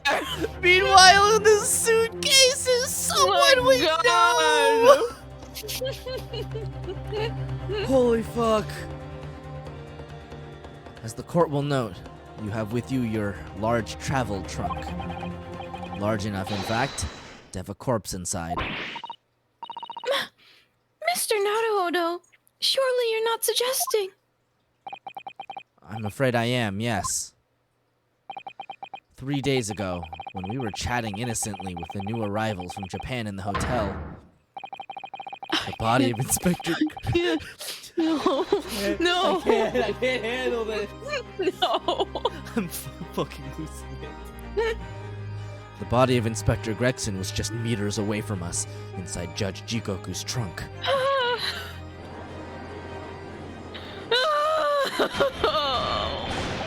Order in the court. I'm skeptical, counsel, that a grown man's body could fit inside even the largest travel trunk. It could. Because I happen to know that the witness himself, a man of considerable size, fits inside this trunk. Where are his legs? That's what I was asking. Where are his legs?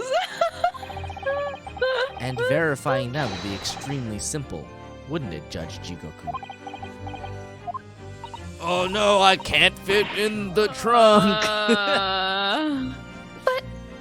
But inside his trunk. How horrifying. It means that he stuffed Inspector Gregson in there after he had died, and then he went in there himself anyway. That's so gross. And after we'd spoken with you at the Great Waterloo Hotel, at that point I would throw the trunk away. I would get a new trunk. You had the Old faithful opportunity. trunk. You had the opportunity to visit the apparent scene on Fresno Street, taking your trunk with you in a cab to deposit the inspector's body. I don't have to listen to this nonsense. Dr. Gori, the coroner who examined the body, has confirmed the possibility. She's acknowledged that there are signs that steps may have been taken to disguise the true time of death. The onset of the body's decomposition could have been delayed by storing it in a refrigerator. And put the trunk on trial. Counsel, as I remember explaining yesterday, refrigerators of the requisite size are few and far between. Yes, I'm sure they are, but one place that are certainly found is on large ocean liners. Such ships are equipped with electrically refrigerated cold rooms to keep food fresh on their long sea voyages, and the SS Grouse is no exception. Professor Mikotoba told me about it only yesterday. Well, Judge Jigoku?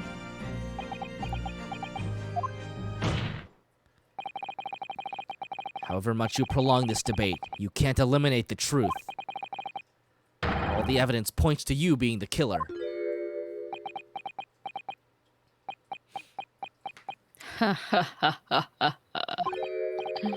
Well, this is all very heartening.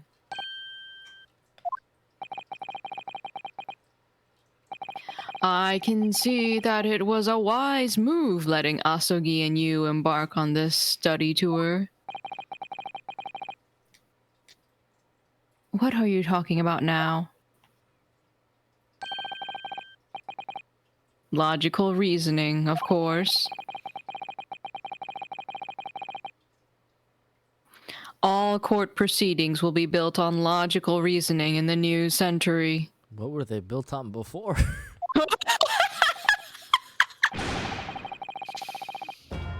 And I can see that you've both laid firm foundations for that already. Judge Jigoku, please. Stop diverting attention from the issue at hand. The defense has made an accusation against you. How do you respond? Respond? There's really no need for me to respond, is there? Speculation and social standing. I mean, yeah, that's pretty much it, right? It's like your fucking lord tells you, like, alright, I know how this shit went down, and you listen to him. Why ever not? Because before you can even begin to answer the question of when the victim was killed. I hope my crackpot theory here is he's just like, before you can even begin to answer the question of when the victim was killed, you have to ask the question of whether he's really dead. Huh? Gregson just pops up. He's like, hey, I'm alive, guys. You must first establish one key fact. Where was the victim killed? It's quite logical. The actual scene of the crime. The prosecution's stance is unaltered. The killing took place on Fresno Street when the gunshot was heard. As the accused, Berg van Zieks, shot the victim at point-blank range.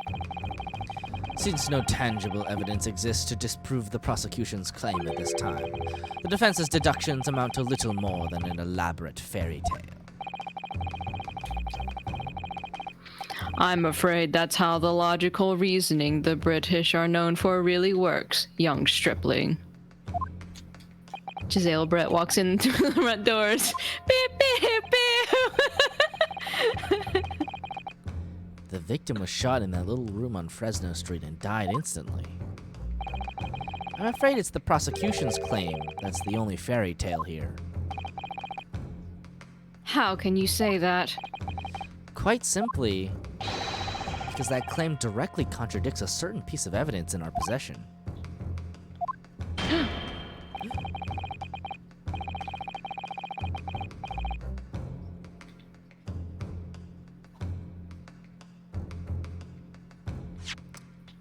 I was just trying to decide if I wanted to save now, or like when they pose the question. Very tantalizing, counsel. I think you had better explain yourself to the court, don't you? The prosecution claims that Inspector Gregson died instantly when he was shot at the scene on Fresno Street. But this evidence clearly contradicts that claim.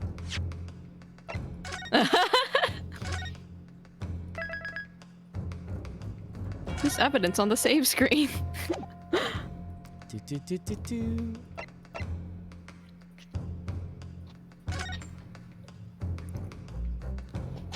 Did we ever come to a verdict about this gun?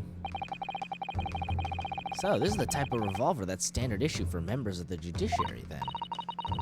Yes, and when I asked about whether records are kept about who they're issued to, I was told that for the past 5 years, they've been engraved with a unique serial number. Oh, but as far as I can tell, there's nothing like that on this gun. Which tells us that it must have been issued longer ago than that. Oh, interesting. They only decided after 5 years that they should probably keep track of it. Mm-hmm.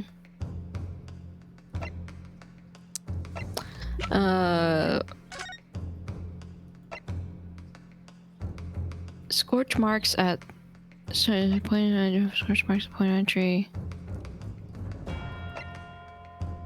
Bullet exit the body from behind.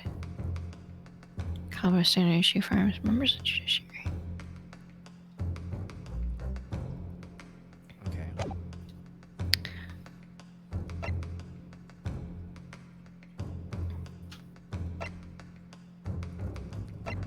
So we're trying to prove that he wasn't killed in the room. Yes. Um.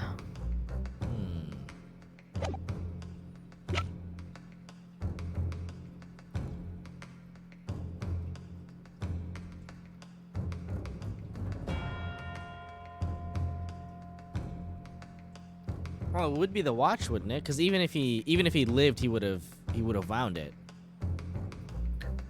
Well, that's kind of what I'm thinking too. Is that we know for sure that he must have died on the 31st, and that would have been before he arrived at the room.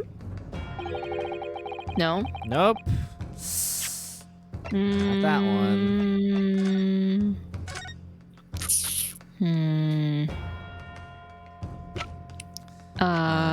What about the candelabra? The candelabra, yeah. Can we inspect it? Okay. Oh. You wanted to inspect it. I don't think there's any new information on it, but we can look at it.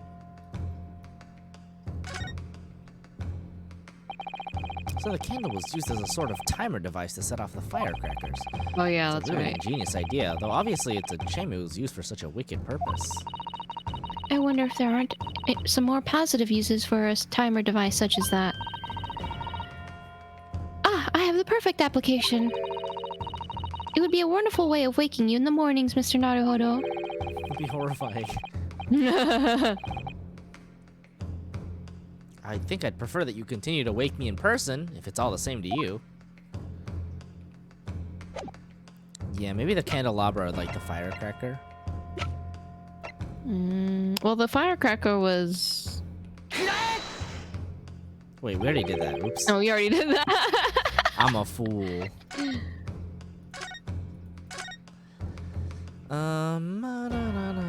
Well, no, we know that the firecracker was from what caused Beric Van Zieks to come to the crime scene, right? Because he heard a pop and he thought it was a gunshot.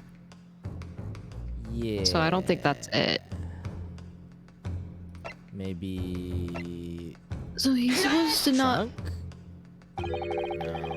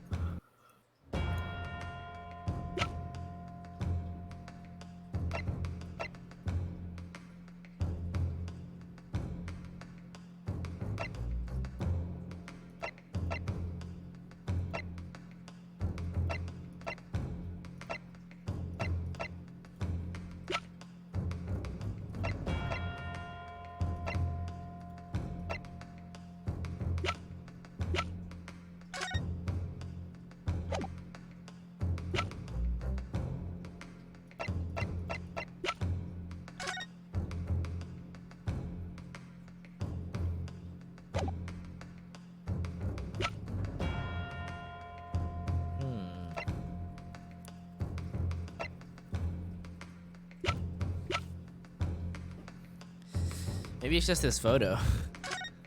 I Maybe don't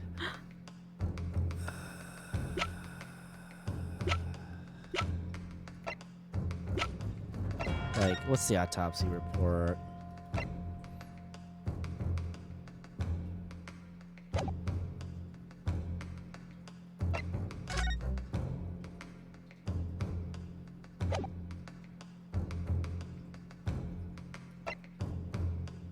The board, maybe? Because there's the handprint on the back. Wasn't that from what's his name knocking it over? Yeah.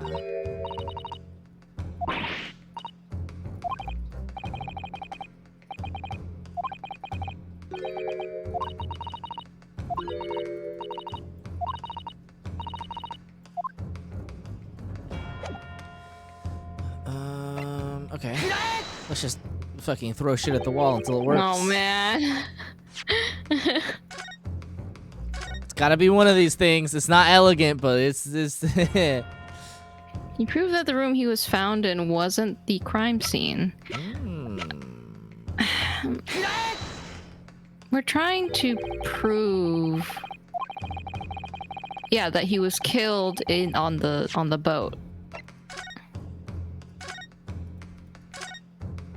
so that's why we're trying to disprove that the crime scene was on Fresno Street.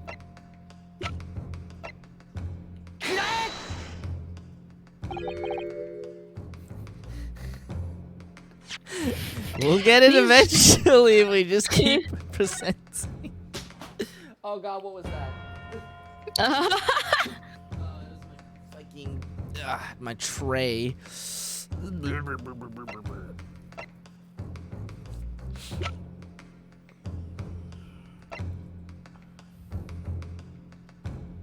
Okay, thinking emoji. Put on your thinking emoji hats. Can we inspect the wig? Again. Wig. I'm not sure what the wig will tell us. Look at the inside. I've always wondered what the underside of a hairpiece looks like. That doesn't surprise me at all, Mr. Naruhodo. You always want to see what lies beneath, don't you? I'm not sure that's quite how I'd put it. You must have to use lots of bird lime to keep it in place on your head. So it doesn't get blown off in a gust of wind, I mean. That might be a little inconvenient when you wanted to take it off again, don't you think? That's it.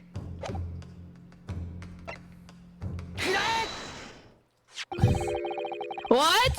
It's something about the photograph! A photograph of the victim in the very location you claim he wasn't killed? Yes, but the point is the posture of the body itself. Oh my god. If Inspector Gregson had been shot there in that room, it's out of the question that his body would have been curled up in a ball like that. Okay, yeah, I mean, I did think it was like, this is the trunk position, right? I did think that, but I didn't think that that would disprove that he was killed in that room.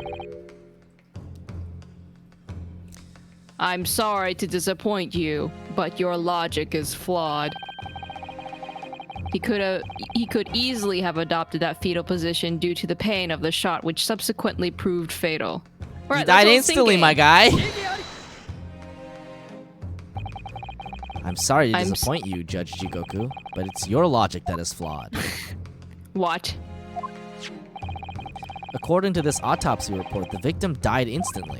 He would have felt no pain, much less have been able to draw himself into that position.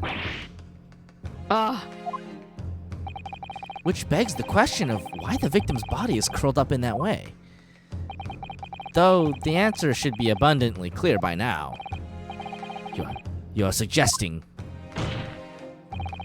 the inspector's body took on that posture ahead of its arrival on Fresno Street, before it was coldly turned out onto the floor from the inside of a large travel trunk. No. You're quite right. The shape of the body. It looks exactly as if it had been kept in a confined space. Shit. Judge Jigoku, present your trunk for examination.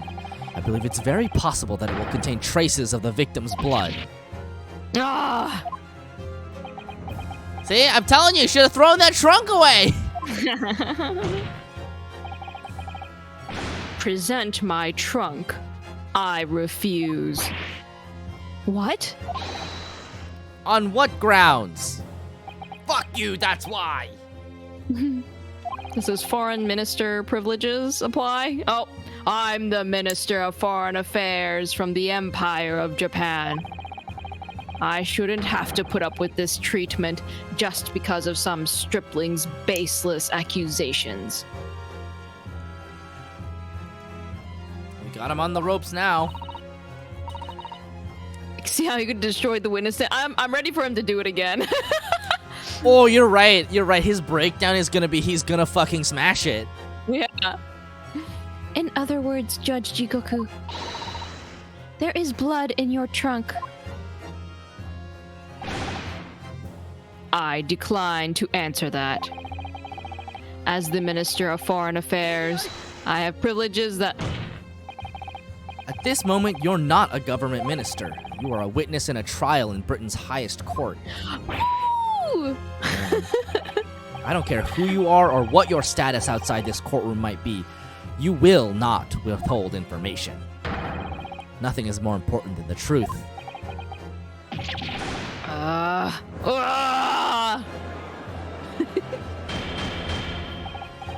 Order. Order in court. Well, Mr. Jigoku, what's it to be? You can't be serious. You did it?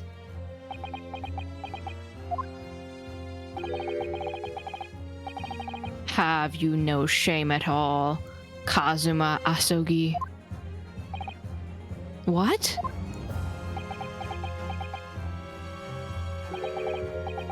Very well. I admit it.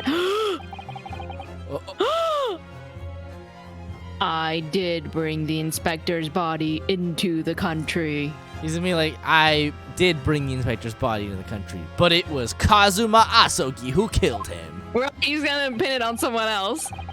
Inside my trunk, exactly as postulated by the defense. What? You. Dear God, outrageous. So it was you. You admit to Inspector Gregson's. No, I admit to nothing more than what I've said. Of killing the man, I certainly have no recollection. What on earth is that cryptic statement supposed to mean? I merely disposed of the inspector's body, which was left in my cabin, in order to avoid unwanted attention. As the judicial assistant over there pointed out, I had no chance to throw it into the ocean. So, I decided my only option was to bring it into Britain with me and dispose of it somewhere else. You can't still deny it. If you didn't do it, then who on earth did kill the man? As you know, there was one other person in my cabin that night. Oh my God, this man! He had the opportunity. And moreover, he'd already accepted a mission to take the inspector's life. Oh, That's right. Who else could it have been? It was you, Kazuma Asogi. You. I'm not sure how much of a good idea it is to make enemies of both the prosecutor and the defense in a courtroom, to be honest. Like, He's just trying to stay above water. like I understand what he's going for here. Yeah. I'm not certain I agree with it. I never thought you'd stoop to this, Seishiro Jigoku. You've taken the words straight out of my mouth, Prosecutor Kazuma Asogi. You thought by leaving the body in my cabin you could pin the crime on me, did you? Well, the prosecution counsel has already admitted to visiting the witness's cabin on the night in question. Yes, on an assassination mission no less. I'm surprised he didn't go for self-defense. Like, I guess he just wants it all, right? Like, he's just being, like, this is just hubris, right? Because if he was like, well, everybody knows that Gregson wanted to fucking take my life, right? That's just pretty well established. Nobody's necessarily arguing against that. Yeah, he said that the guy was waving a gun in his face or whatever, you know. Strongheart is big suspicious. He's been big sussy the whole time. Yeah. You wouldn't. So, what do you make of that, young stripling? You've heard my testimony now, and that's all I have to say on the matter. I'll admit to nothing more.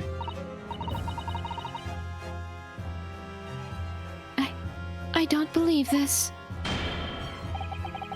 Counsel for the defense.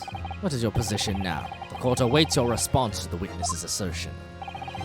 The assertion that on the night in question, the victim's assailant was in fact Mr. Kazuma Asogi. This isn't the dead end it seems to be. The answer's right in front of me. It comes down to Jigoku or Kazuma. Both of them had the opportunity to kill Gregson, but only one of them did it. And I'm just a step away from proving who. Very well. The defense is ready to respond to the assertion put forward by Judge Jigoku. I mean, it's Judge Jigoku. Kazuma doesn't look like he's lying this time. The idea that the victim's murder could have been committed by Prosecutor Asogi is... Judge Jigoku, let me remind you of something you said only a few minutes ago. You claim that logical reasoning is the future of the judicial process. It is. No question. Well, logical reasoning can prove something here. Namely, that it would have been impossible for Prosecutor Asogi to commit the crime. What?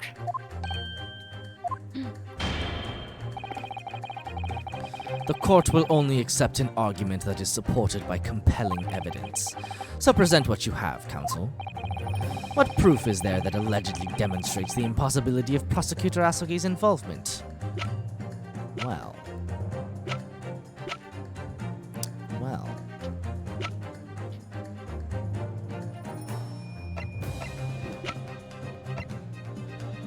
Impossibility of his involvement.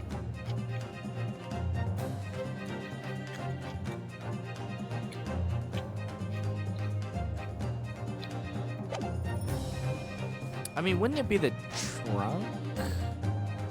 Did you save? I'll save now. I saved like one statement ago, but yeah. Okay, let's present the trunk. You're making the evidence weep here, Ryunosuke Naruhodo. No, it was a joke. I take it back. The evidence is shedding tears. It's shedding tears.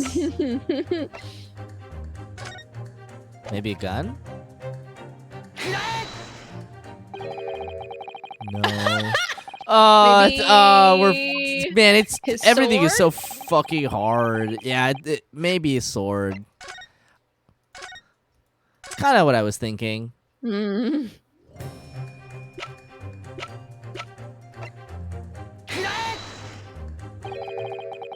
No. Oh my god. Don't Here we cut go my again. music like that. This has been a rough case. It's been a rough case for us. Okay, let's see. The ability to go back a few moments. Exactly. Time travel is our greatest power.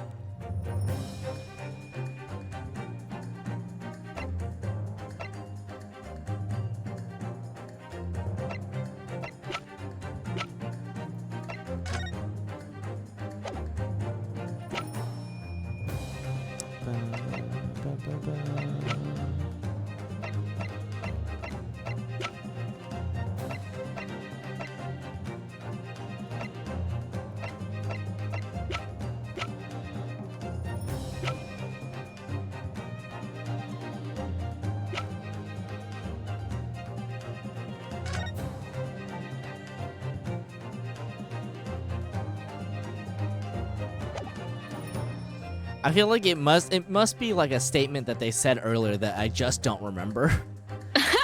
That's kind of what I'm thinking. Hmm. So like maybe it's the passport? Maybe the autopsy report?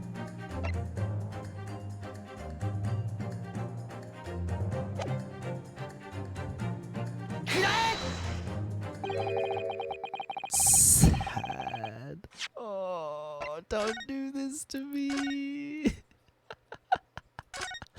Oh, I look a fool. I look a fool. What do you want from me? What do you want from me?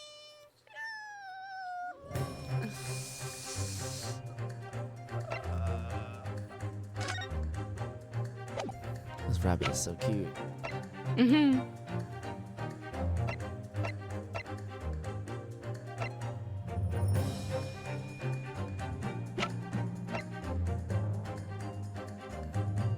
Maybe it has something to do with the pocket watch? Question mark? What would that have to do with Kazuma? I don't know. Mm.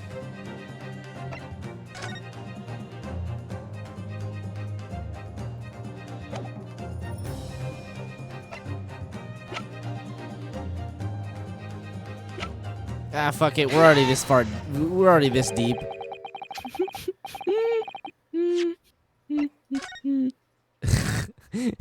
Pathetic. Our deductive reasoning. It's just pathetic.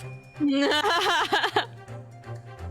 you try? We did try the gun, yeah. Yeah, I tried the gun.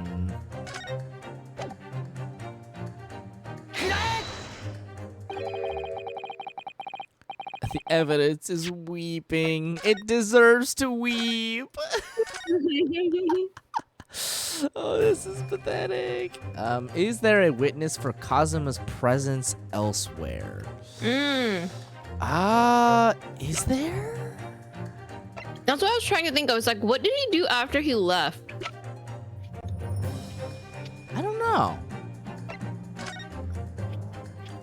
He basically was like, nah, Gregson, I can't do this, and he left. Did he go see, like, Gina or someone after that? I don't know. And do we have evidence of that, really? I mean, it might be referencing, like, testimony. Present Gina. We can't present people in this one. No!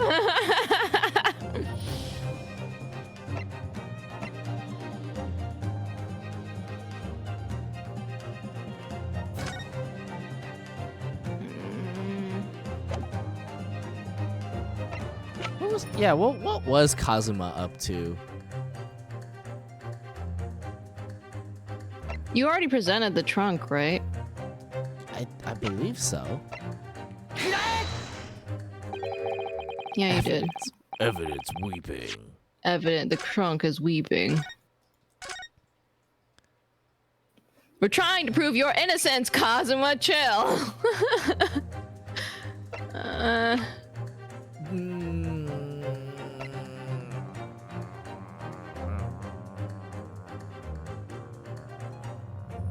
Trying to prove that he wasn't the one who killed the inspector. Yeah. Did you present the autopsy report? I don't know. Maybe let's try it. No.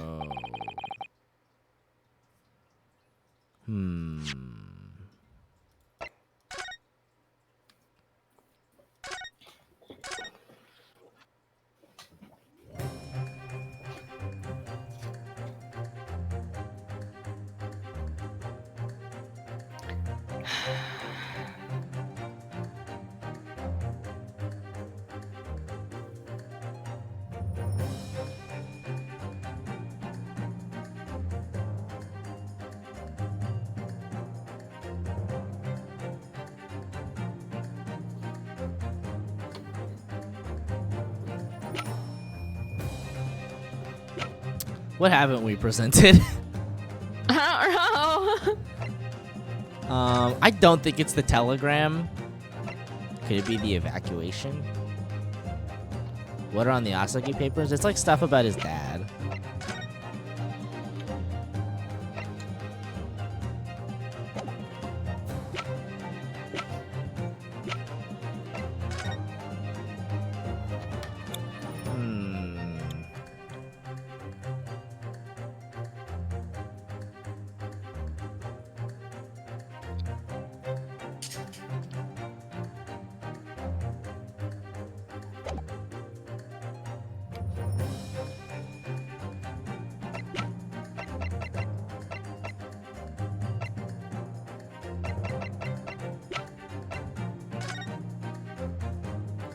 Let's see. Maybe we can try it. Oh! Okay! Yeah, whatever! Whatever! This itinerary for crew members of the SS Grouse, my lord. This is conclusive proof. This was it the whole time. Yeah! An itinerary? How does that prove anything? Judge Jigoku, the moment you acknowledge that you found the victim's body in your cabin, This itinerary suddenly became much more significant.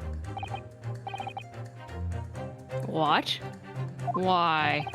On the night in question, as always, a crewman sentry was on guard outside your cabin door. As long as he was there, nobody could have fired a shot inside the cabin. Absolutely, because it's inconceivable that the guard wouldn't have heard it and come to investigate. So that tells us that the crime must have taken place when the guard was elsewhere. And that narrows it down to the 20 minutes just after 10 o'clock as indicated on the itinerary. Yes, I see no flaw in your reasoning so far. But the crucial point is this. When the evacuation drill took place, the steamship had already put to sea from the port of Dunkirk. Oh. Oh. I didn't even think about that. Yeah, but yeah. Ah. Now, clearly the murder could only have been committed by somebody who was aboard the vessel at the time. Right. Yeah, Kazuma had left at that point. Yeah. But Prosecutor Asogi stated in yesterday's proceedings. I didn't come to Britain to take anyone's life. Sometimes throwing evidence at the wall works. So I left Gregson and disembarked the ship. I spent that night at a boarding house in the town and returned to England the following morning. So that's why we didn't know what he was up to after that, because we forgot. Yeah, I was gonna say, he definitely mentioned it last week, and I definitely didn't remember it. Yeah. Which I'm sure the court will agree is conclusive proof that Kazuma Asogi couldn't possibly have carried out the killing. Gah!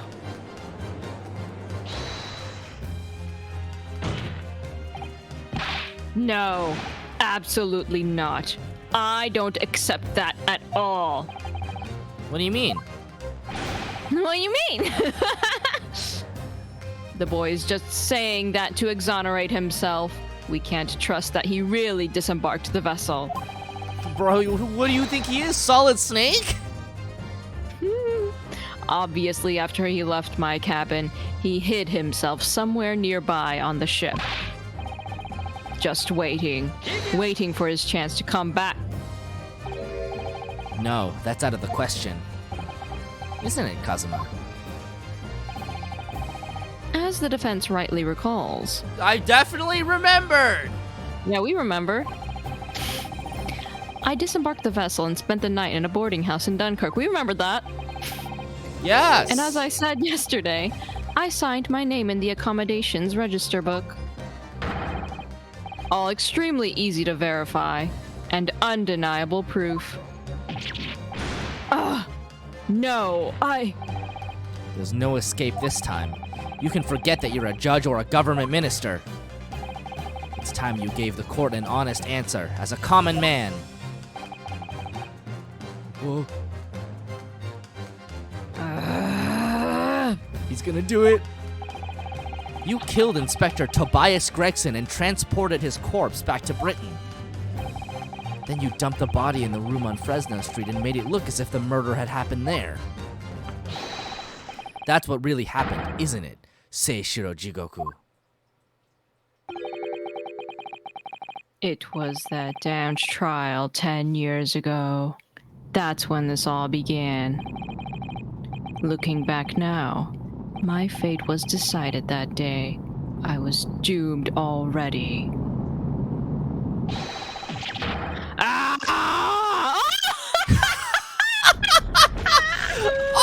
Oh my god,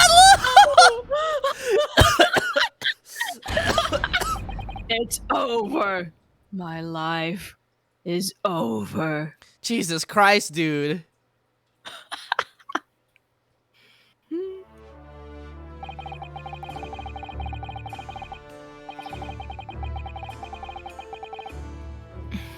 A British assassin to eliminate a professor in Japan. A Japanese assassin to eliminate a detective in Britain. He sent it to space, dude. Bro, it fucking flew. It like it like lost gravity. Yes. It escaped Earth's gravitational pull, but like Not through velocity. It just was suddenly unaffected by gravity. He slapped the gravity out of it and just floated away. Both assassins will use diplomatic immunity to evade conviction and return safely to their homelands.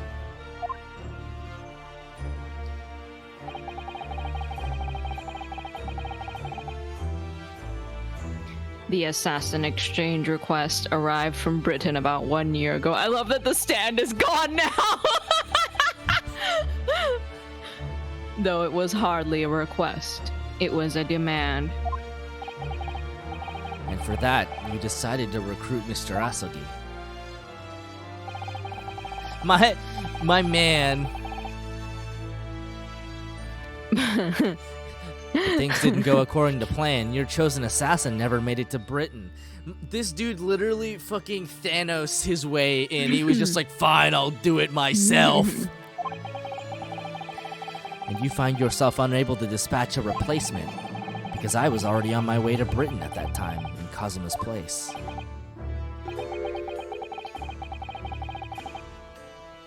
And that left me with only one option for carrying out my obligation. To eliminate the mark myself. Personally. Oh my god, dude. Is this dude not gonna get diplomatic immunity? Of course. There was but a single opportunity for me to do that. The International Forensic Science Symposium, I presume. That's right. I decided it would be safest to carry out the plan before my arrival in Britain. Oh yeah, it wasn't... He was the one who drew up the treaty to like, get rid of the immunity, right? Oops. So I enlisted the help of my British counterpart. And made arrangements for a pretext that would take the inspector to Dunkirk. Oh. Wow. To lure the man in, he was given a sham mission by the Reaper. What? The Reaper? But there's only one person who could have done that. The mastermind of the entire operation. The Reaper himself.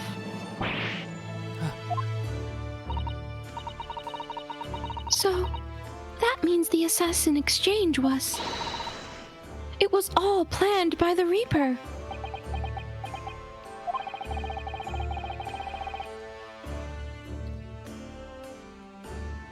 I'm not at liberty to say anything about my British counterpart.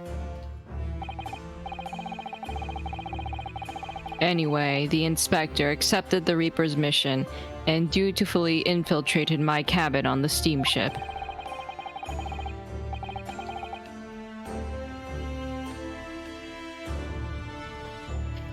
But it was all a trap designed to lead him to France and his own death. Oh, how awful.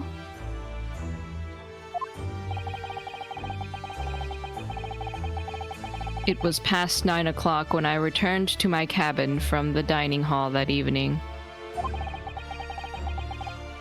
I didn't give him time to attack me. I choked him until he lost consciousness. Oh my god! But there was a guard just outside the door, so I left it at that for the time being. Holy shit, he's fucking vicious! God! Even the slightest noise might have aroused suspicion, so I bided my time, waiting. For the 20 minutes after 10 o'clock. I had intended to finish him by strangulation. Oh my god, dude! Holy fuck! But moments before I had the chance, he suddenly came round and went for me in a reckless move. Oh.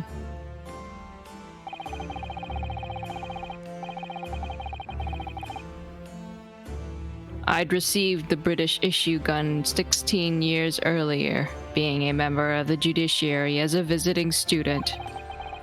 I never imagined I'd have to use it for something like that. So the revolver belongs to you, does it?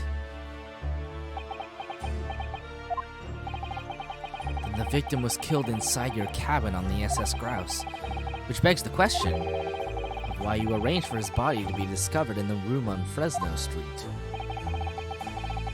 The young judicial assistant over there has already answered that question.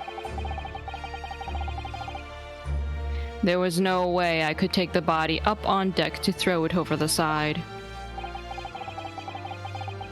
That's precisely where all the crewmen were gathered for the evacuation drill. So before the first-class cabin sentries returned, I took the corpse over to the refrigeration room. Do you not have like a window? I guess not, or at least not one big enough to push him through. And then arriving in Dover, you concealed the body in your trunk in order to smuggle it past the border police.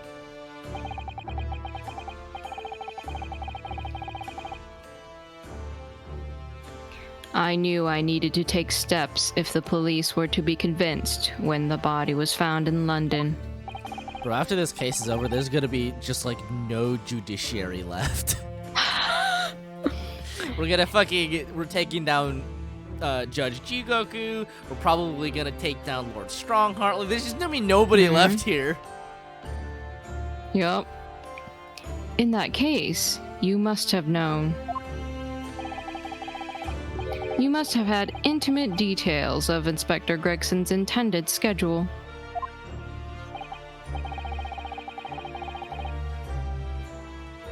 Yes, my British counterpart sent me everything I needed to know. The inspector was due at Fresno Street at 5 o'clock that afternoon in order to meet a man by the name of Hugh Boone, from whom he would take back his police identification.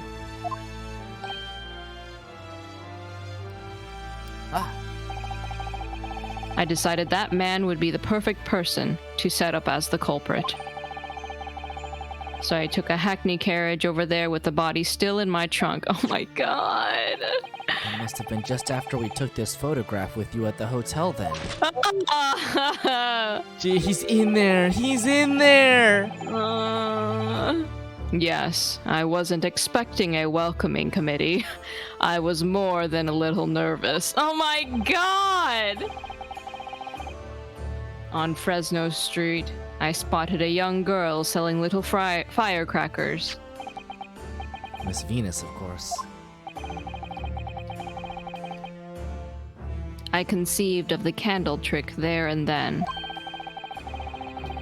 So I donned a simple disguise and approached the girl to buy enough firecrackers to replicate a gunshot. What sort of disguise?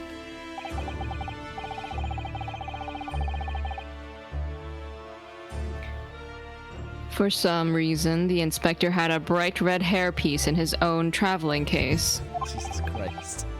So I put that on. Although I suspect I drew more attention to myself in that than I would have otherwise. I can't believe. The hairpiece we found at the scene. The inspector had it ready for the Red-Headed League investigation.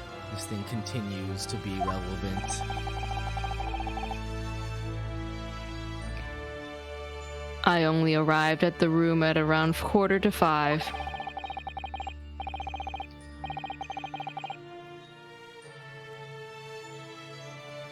So I quickly placed the body on the floor, moved the notice board, and set up my little candle trick. I arranged it so the firecrackers would go off with a bang around 15 minutes later. Yeah, I want that image of him in the hairpiece too. Good, yeah. So that Mr. Boone, who was due to arrive at 5, would walk straight into a trap.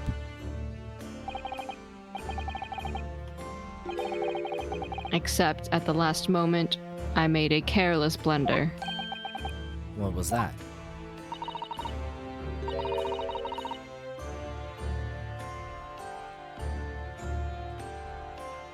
I imagine it was the bag of fish and chips. I didn't notice that it had fallen out of his overcoat pocket when I moved the body to the refrigeration room. I put it back into his pocket the following morning, but Oh. Well, it seems the warmth of the heated cabin had accelerated the decay of the fish. Gross.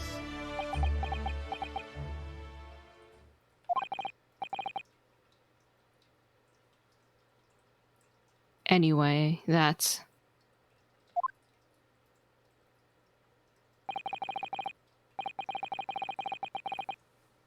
everything.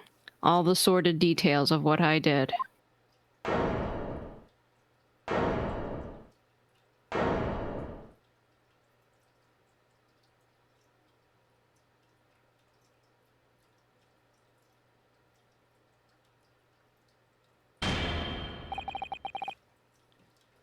I've heard enough. We've arrived at the truth about the murder of one of the country's most capable and respected police inspectors. The witness will be tried in the coming days. For a crime of such a vile nature, you can expect the most severe penalty.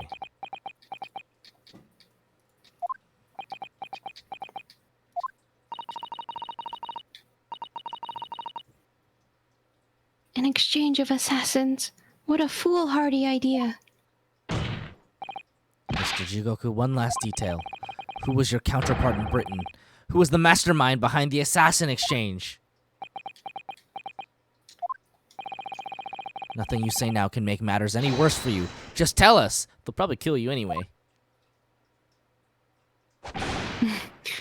Enough. Bro, there ain't no more stands over here for you to break unless you're gonna come over to the defense and prosecution. I've already told you that I cannot say. Even though, as things stand, you may very well never set foot in your homeland again. What are you waiting for? Can't we get this over with now? It's finished. All of it.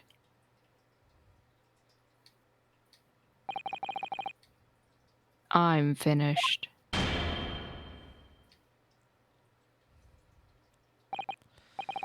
Then, in the name of Her Majesty the Queen, I now pronounce the findings of this court.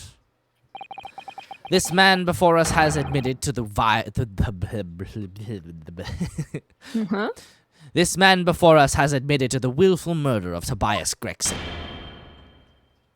Oh no!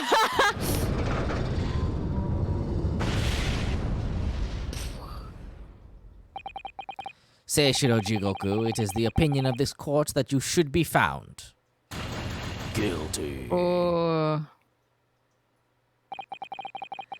And may I remind all those present of the strict confidentiality demanded by this closed court.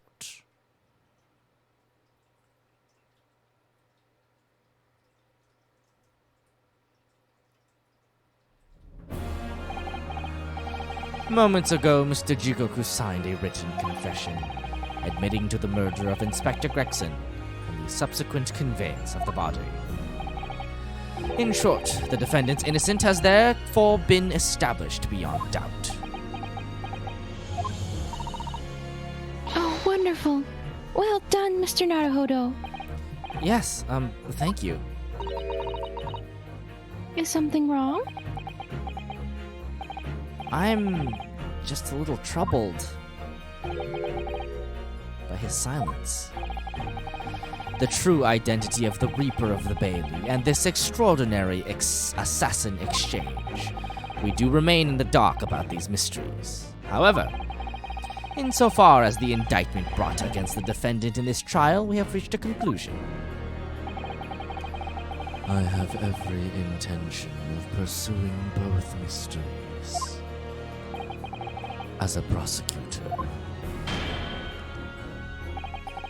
As you wish. Now for the formal adjudication. I hereby declare the defendant, Barrack Van Zieks. Oh!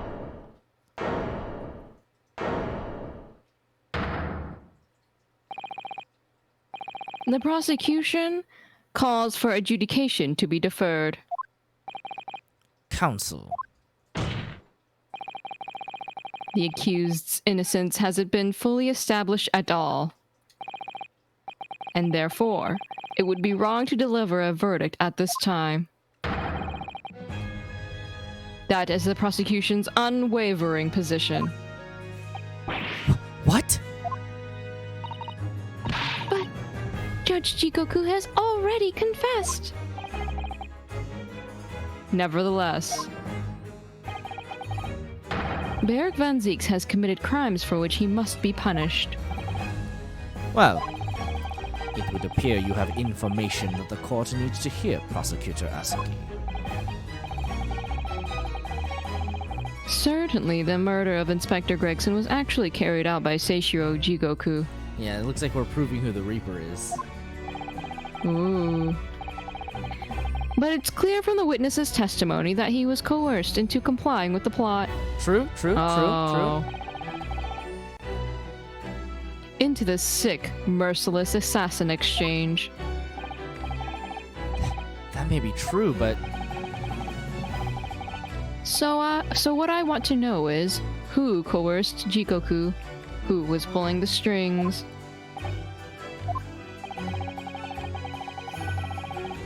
The victim went to France having been ordered on a mission for the Reaper, only to be murdered. In other words, the mastermind behind the assassin exchange is someone in a position to give such an order.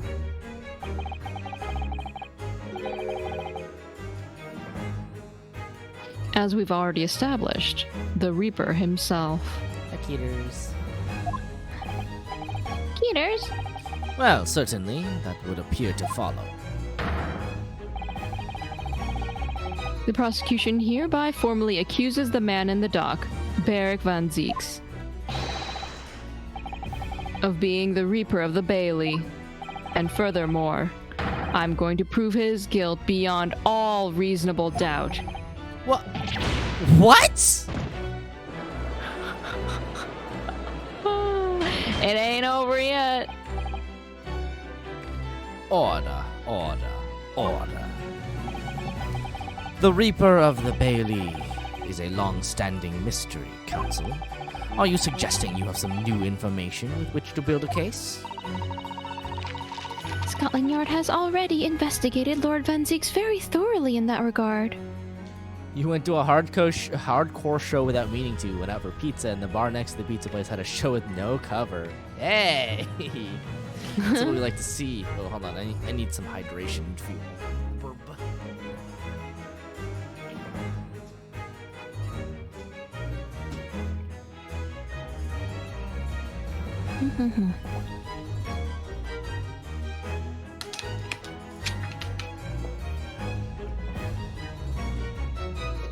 Trial into trial missions.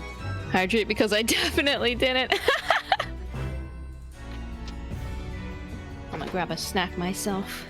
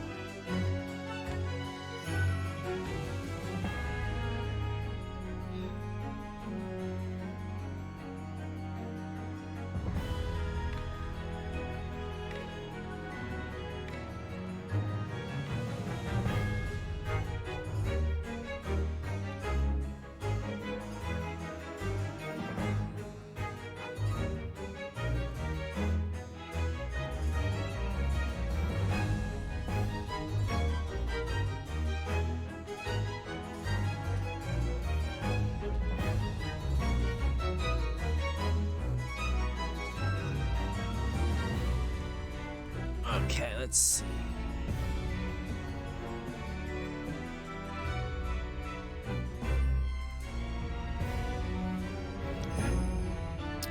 Cool.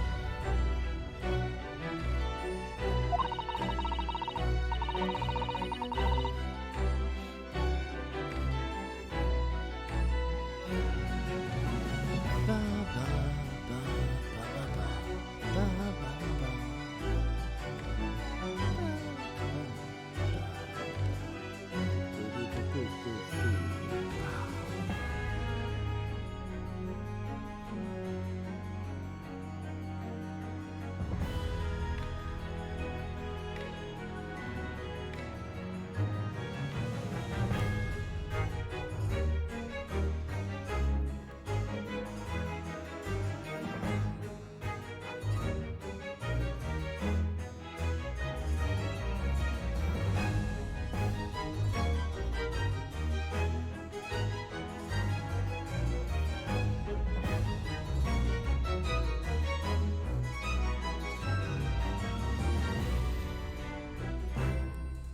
Where's Renu?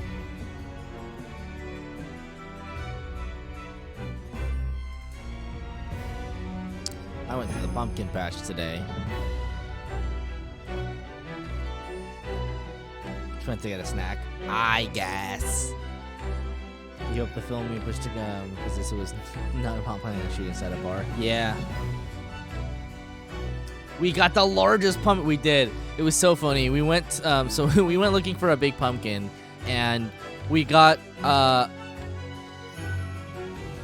We searched for a little bit, and I found what I thought was going to be the biggest pumpkin. And we brought it over to the scale that they had basically, where it was basically just like they had like wooden cutouts of pumpkins that like had gradations of sizes and prices for those sizes, and it was like. I think it was like twice as big as the largest size. So we paid like $20 for this fucking massive pumpkin. Should have taken a picture of it before it got dark out, actually.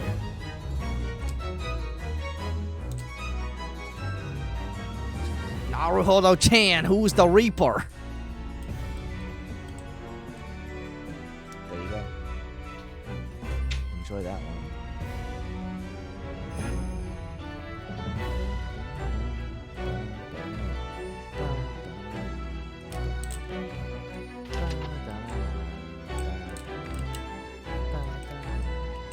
Hola. Welcome. I have a line here for you to read. A line? You had a scale for the pumpkins? Oh no. No, you gotta have the like the weirdly inaccurate like pumpkin cutouts. What? Oh, somehow we went to the pumpkin patch. We got a really big pumpkin. Ooh. Nice. Anyway, I got a line for you. What line? This one. And they found no evidence whatsoever to substantiate the claim that he is the Reaper. Perhaps. But circumstances have now changed. What do you mean?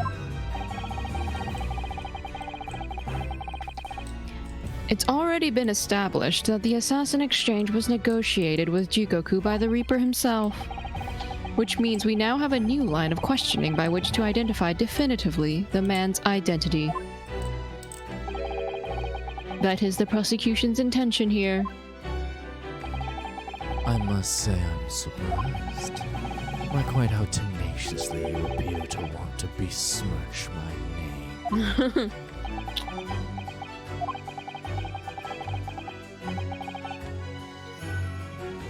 You are guilty of an unforgivable crime, Lord Van Zieks.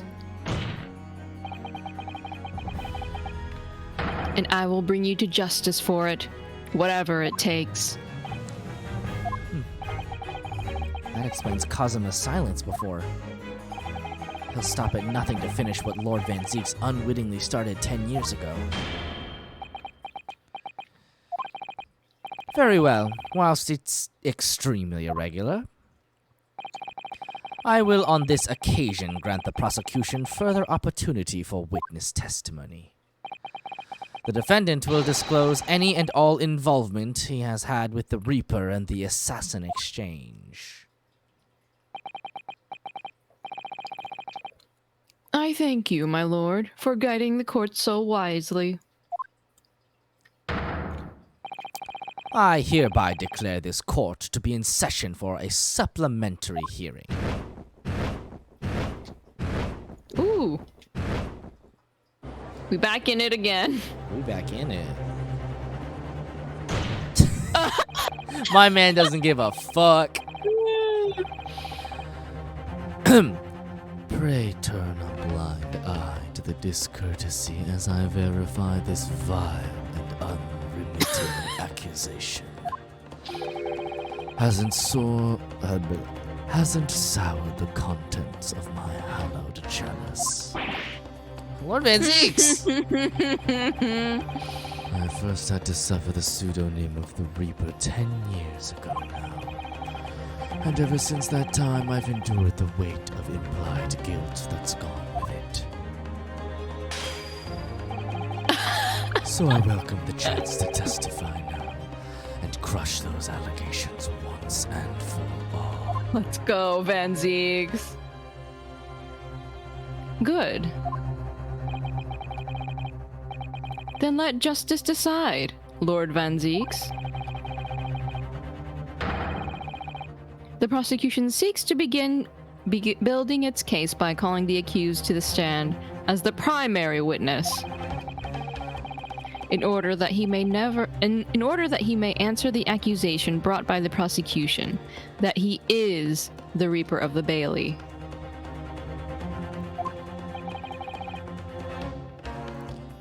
And what says the defense? Putting the defendant in the witness stand can be extremely dangerous. And Kazuma-sama is so emotional at the moment, he's not thinking logically. You're right that he's not himself. But I knew it would be like this. And I came here today determined to face him through whatever might arise. As a lawyer, and as his friend. Then that's what we must do. The defense has no objection, my lord. Ooh, baby. Woo! Very well. Defendant, you will take the witness stand and give formal testimony on the subject of your involvement with the Reaper and the assassin exchange. As you wish, my lord. Witness testimony. This case is gonna get so fucking jacked up. Like I'm telling you, we're gonna implicate Lord Strongheart as the Reaper, and it's just gonna be like, so like, who's left in the government of either of these countries? I mean, he's the most suspicious person to be like, oh, that guy is probably the Reaper. So yeah, there's not going to be anyone left for the judicial system. I've never taken the life of another, nor have I instructed another to kill. I've been investigating the truth behind the Reaper for years, and I was aware of Gregson's involvement. That's the reason why I went to Fresno Street that day, and how I came to discover the body. The point is, no common thread exists between myself, Gregson, and Dr. Wilson. Clearly, therefore, there's no reason to suspect me of being behind the assassin exchange. So you deny all accusations by the prosecution, both that you are the Reaper of the Bailey and that you masterminded the assassin exchange. I acknowledge that the public at large believe me to be the Reaper. However, that's a fallacy, which I alone am in a position to forswear.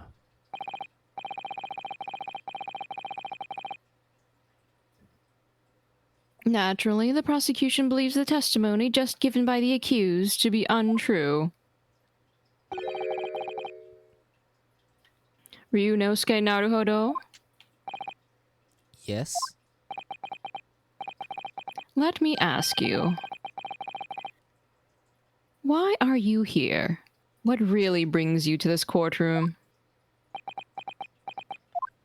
I desire to uncover the truth.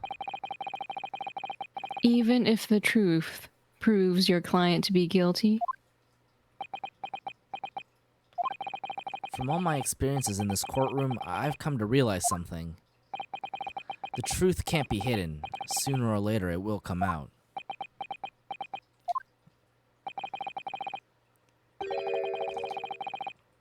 So it's always my intention to work with my client in pursuit of the truth. I want you to remember what you just said.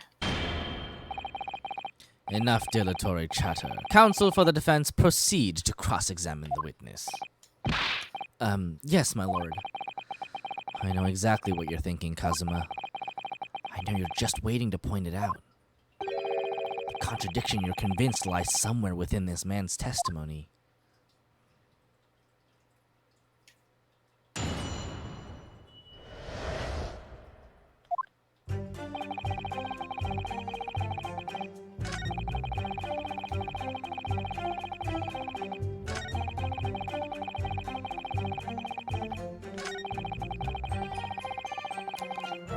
No common thread between you, Gregson, and Dr. Wilson, you say?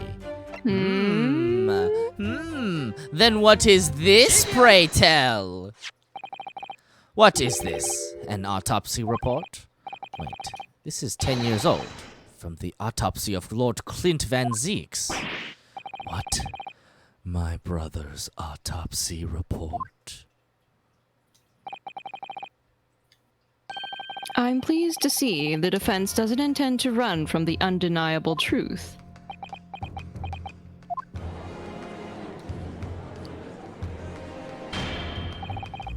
Order in the court. What reason do you have for presenting a 10-year-old autopsy report here, counsel? This, the autopsy report of the professor's final victim, is an indelible link between Inspector Gregson, Dr. Wilson, and the defendant. Not that accursed name again. The professor.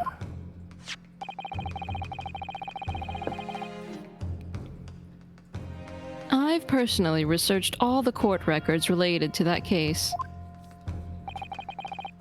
I know that at the time, autopsy was considered sacrilege to the victims' souls. And for a member of the aristocracy like Lord Clint Van Zeeks, it was unthinkable. But someone implored the powers that be to allow the autopsy to go ahead. Inspector Gregson. He declared that he was certain he would obtain conclusive proof from the procedure. And it was Dr. Wilson who conducted the autopsy. His signature is clearly visible on the document. As promised by Gregson, the autopsy did indeed produce evidence. Evidence that conclusively proved Genshin Asogi was guilty of the murders. In my brother's dying moments, he mustered all his remaining strength to leave that vital clue behind. Indeed, that was the key to indicting the professor for his crimes and the conclusive evidence that convicted him. It enabled Lord Van Zeeks here to avenge his brother's senseless death with a marvelous victory in court. A marvelous victory, was it? I wonder if that's really true. What?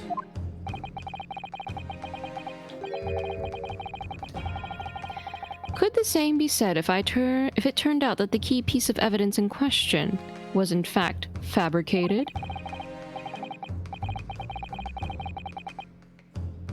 If the inspector, the coroner, and the prosecutor all colluded together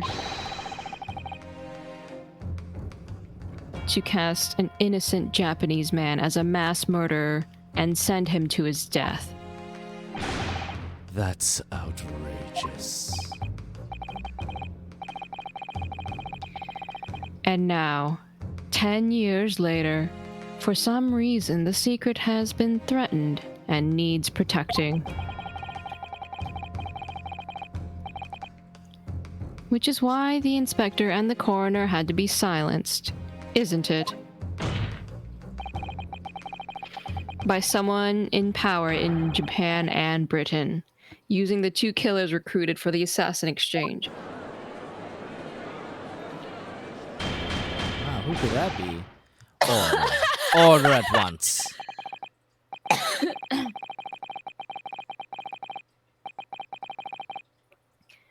10 years ago, my father was convicted in this very courtroom as a mass murderer to be sentenced to death. But it was all a sham, and I swore to myself that I'd prove it. Which is why I had to come to Britain. Whatever the cost.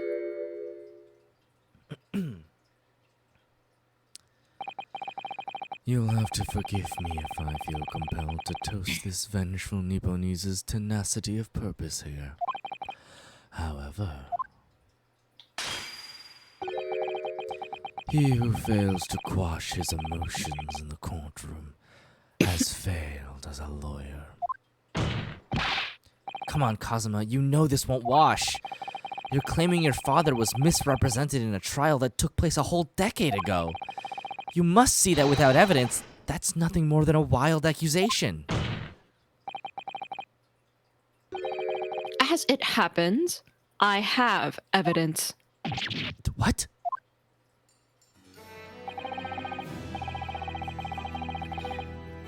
As the court has heard, I crossed the channel to France with Gregson on the 31st.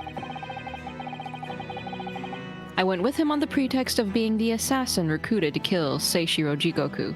Yeah, I have no idea what the, compensation for being a prosecutor is, but I don't know how he can afford to keep smashing these things. Like, is every court case like this? Do you think he just goes through like hundreds of dollars of glass chalices every time he goes to court? Like, no wonder he doesn't show up in court anymore. But I mean, look at how Edgeworth lived, right? So like, I think it's plausible that rather than buying a sports car, he just buys thousands of chalices. I guess that's true.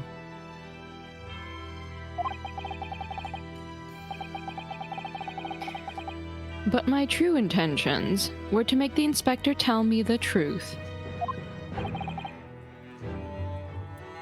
What truth? The truth about the evidence, and he acknowledged what I'd already deduced. Oh, he is a noble. You're right. It's not even like. Oh, yeah. He just comes from a family where you're allowed to throw chalices around.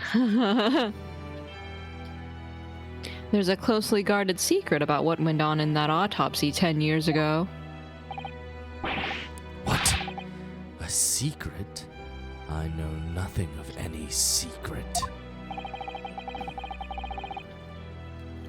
While we waited for my supposed mark in Jigoku's cabin, I drew my clan's illustrious sword, Karuma, before the inspector's eyes.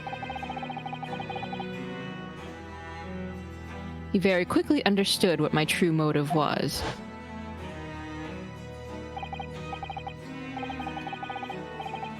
Right, I see. You're that Asogi's young lad, are you? We finally get to see Gregson! Wow. And what? You're gonna cut me down with that thing? Is that it?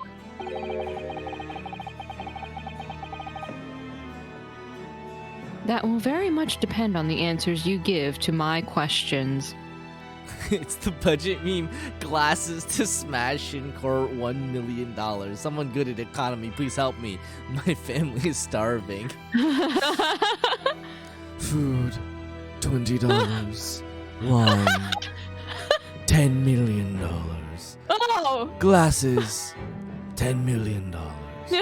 Someone good at the economy, please help me. My family is starving.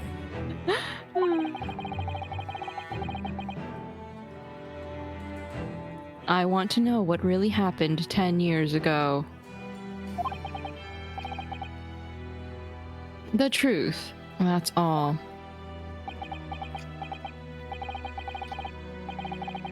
Before we get into it, let me make one thing clear.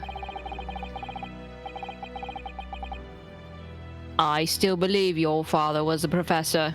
There's no doubt in my mind. But unfortunately back then, we didn't have the evidence we needed to make the crime stick.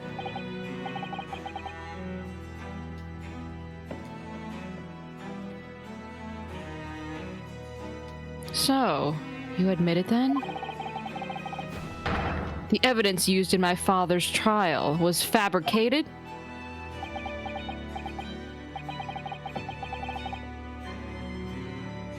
It was for the good of the country. Ooh! Anyway, I was just following orders. Orders? What exactly did you do? Speak! I'm not saying another word.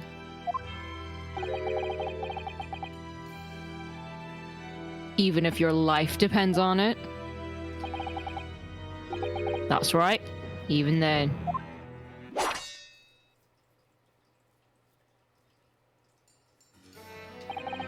So, that's when the tip of the sword broke. Oh, Kazuma-sama. That's kind of lame. It's kind of a shit way to break your sword. If the results of Clint Van Zeeks' autopsy were fabricated,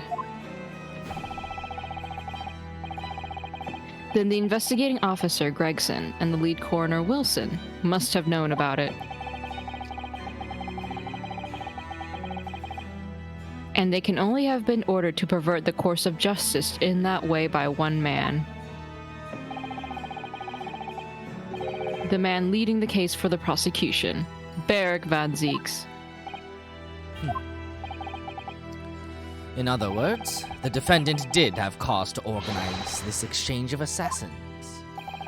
Ah, good day or evening. It is evening over here. Hello, Trist. Hi, Trist. Exactly. And as was established earlier, it has to have been the Reaper himself who liaised with Jigoku in Japan to arrange the exchange.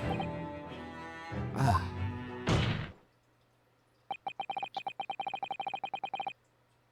So it follows that the Reaper's true identity can only be that of the man who stands accused in this courtroom today, Barrick Van Zeeks.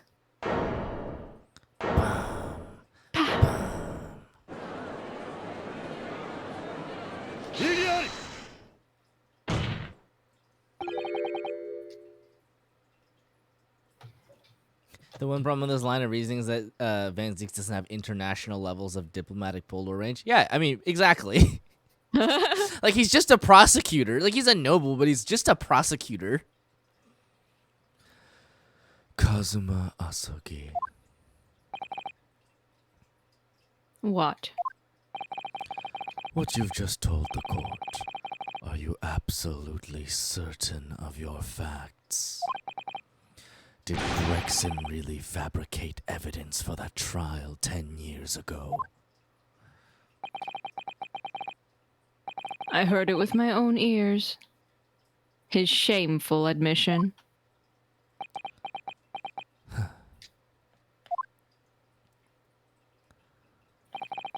In that case, I know. The name of the Reaper.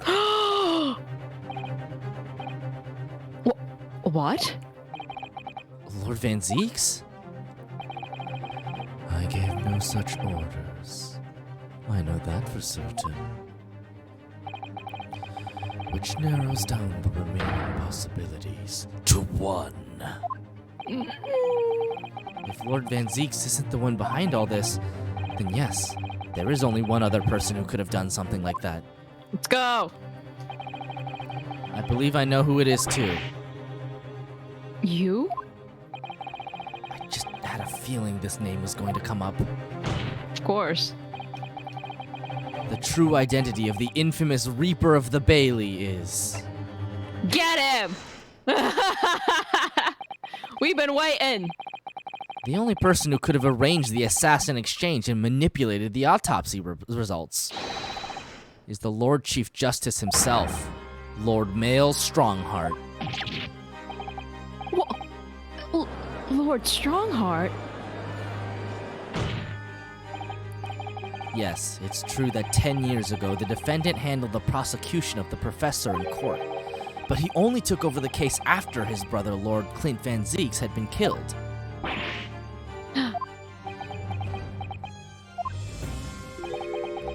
I can only assume that this is the most inappropriate joke in the British judicial history. Well, Lord Van Zeeks, 10 years ago, I was very new to my profession. This is Damon Gant too. Listen, we've never had the culprit be the judge before. They were in new territory.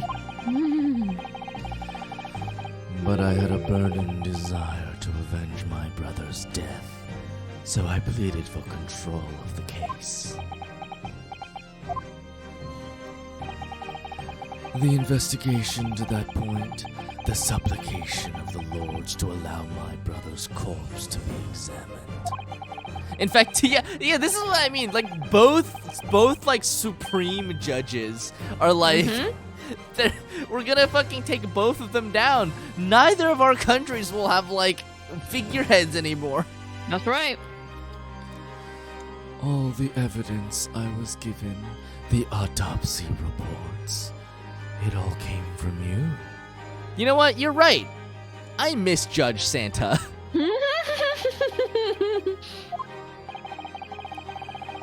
I've spent my life since then believing I was in your debt for the way you stood aside and let me handle the trial. But I see now, I was very much mistaken. It was a hugely influential force that caused the inspector in the corner to break the law 10 years ago. And that same force was still felt a decade later on the other side of the world by Seishiro Jigoku. Lord Strongheart, everything falls into place when we recognize that you are the Reaper of the Bailey.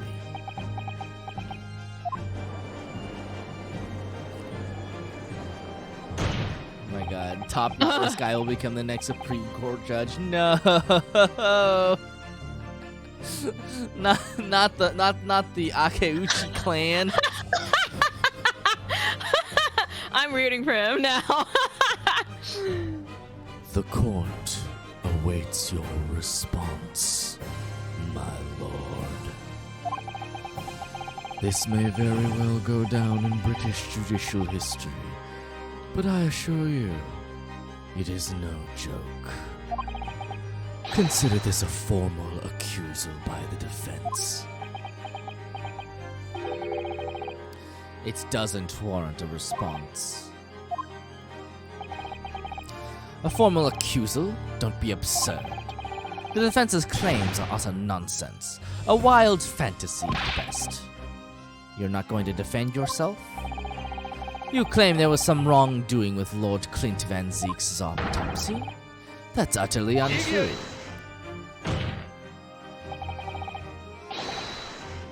But I heard it from Gregson's own lips. He admitted to it. And where is your evidence? What? Gregson's dead now. Unless you were thinking of summoning a ghost to the stand. Ha! Preposterous! No, we're too early! We don't have the Fae! Where are the Faes? Bring me back to Japan! You mean to say? I forget how the system works in your little backwater country. Oh, but in the God. courts of the British Empire, without evidence, there is no case. I have no intention of entertaining some wild fantasy that can't possibly be substantiated by anyone or anything. Ah.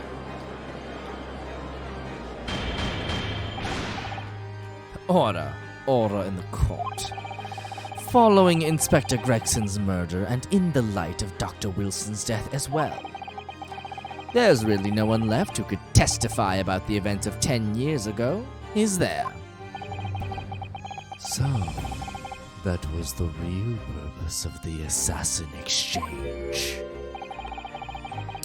This court has no business raking over the coals of a case that was concluded a decade ago. The accusal brought by the prosecution and the defense is categorically denied. I take it there are no objections? Kazuma, he's more or less waited his whole life for this moment. Is there really nothing else we can do now? Is there no other avenue we can go down in pursuit of the truth about what happened all those years ago? If only there was someone who could testify about Clint Van Zeek's autopsy. Hey, wait a minute. Hey, wait a minute. He's gone to extraordinary lengths to cover his tracks, even so far as dispatching an assassin all the way to Japan to ensure Dr. Wilson's silence. And Dr. Scythe won't say anything against Dr. And Dr. Scythe won't say anything against Strongheart. But there's still one ray of hope. Bam. Actually, there is one person. One person who could still testify about that autopsy. Don't be ridiculous. There's no one left. Who, Ryunosuke? Who? Tell me. Kazuma, Please, this trial can't end. Not yet. I'm not doing this for you. I'm doing it for the truth. The person the defense would like to call to the stand to testify about the autopsy of Lord Clint Van Zeeks is... Heaven help us, another Japanese. An expert in forensic medicine, my lord. Professor Eugene Mikotoba. 16 years ago, he came to London with Seishiro Jigoku and Genshin Asogi as a visiting student. And what could his testimony possibly tell us? Professor Mikotoba was the primary assistant during the autopsy in question. He was also the person who actually penned the report. Incorrect. The autopsy was carried out by the coroner, Dr. Wilson. The report carries his signature. It was the primary assistant's duty to keep a written record of the coroner's work during the procedure. In actual fact, the coroner merely read over the report at the end and signed it. In other words, Professor Mikotoba witnessed the entire autopsy from start to finish. The defense demands that Professor Mikotoba be summoned as a witness as a matter of urgency. Whatever really happened in that autopsy laboratory 10 years ago is something only he can tell us. The defense's demand is denied. What? Huh. But Professor Mikotoba is in London at this very moment. We could summon him to the stand in minutes. Of course he's not going to agree to it. Well, yeah, you're trying to prove his guilt. Yeah. Strongheart has no intention of summoning anyone who knows. He's too concerned about protecting himself. Prosecutor Asogi, let me refresh your memory, as you seem to have forgotten the prosecution's stance. Only minutes ago, you accused the defendant of being the Reaper and of masterminding the assassin exchange. I did, yes. So, present your evidence for those claims and make your case complete.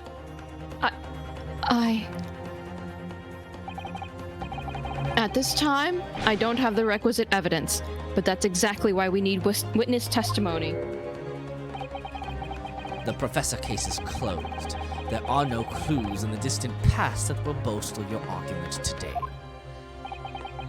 I'm afraid to say, Prosecutor Asogi, that you would appear to be possessed by the spirit of your late homicidal father. Oh. Now, as I stated earlier, this court has already reached a conclusion with respect to the matter at hand. Inspector Gregson was murdered by Japanese Supreme Court Judge Seishiro Jigoku. As for any hidden circumstances that may exist, they will be investigated in due course by the proper authorities. But we all know what will happen. That'll just give the mastermind of the whole venture time to cover his tracks again. By which you mean me? No, not particularly. Well. Your punishment for this contemptible behavior will be decided at a later date. As for you, Prosecutor Asogi, you will be remanded following these proceedings. Willingly, I trust, since you gave your word.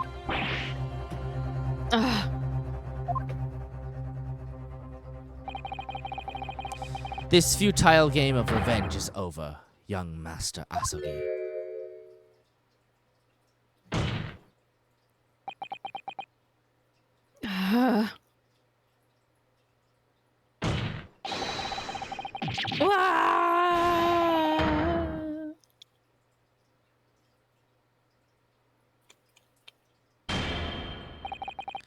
That will be all. I hereby declare this trial to be over. Court is...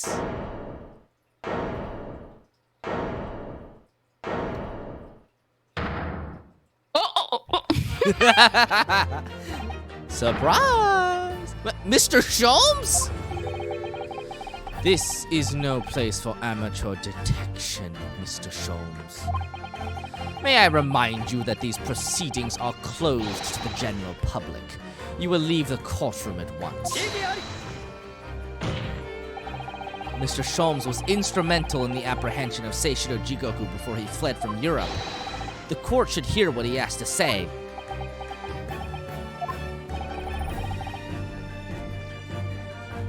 Lord Mail Strongheart, it's imperative that you refrain from bringing this trial to an end at this stage.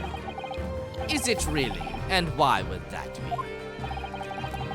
You need only recall your own words from the opening of the trial to answer that question. If I may.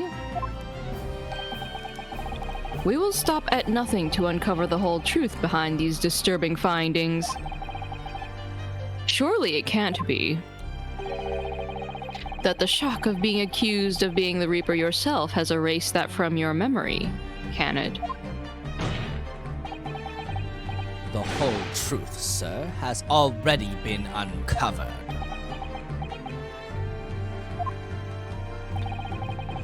It would seem that we have a great many important members of the judiciary present here today. They're all going to jail, apparently. Yep. I put it to you, my dear fellows, should the trial end at this juncture? After all, why have you been invited to attend? To nod along to the prevarications of your superiors? Oh, wait, he's right. Yeah. Poor Strongheart's sussy as fuck.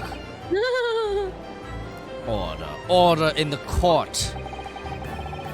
It seems to me that we stand before a door that leads to a new era of legal practices.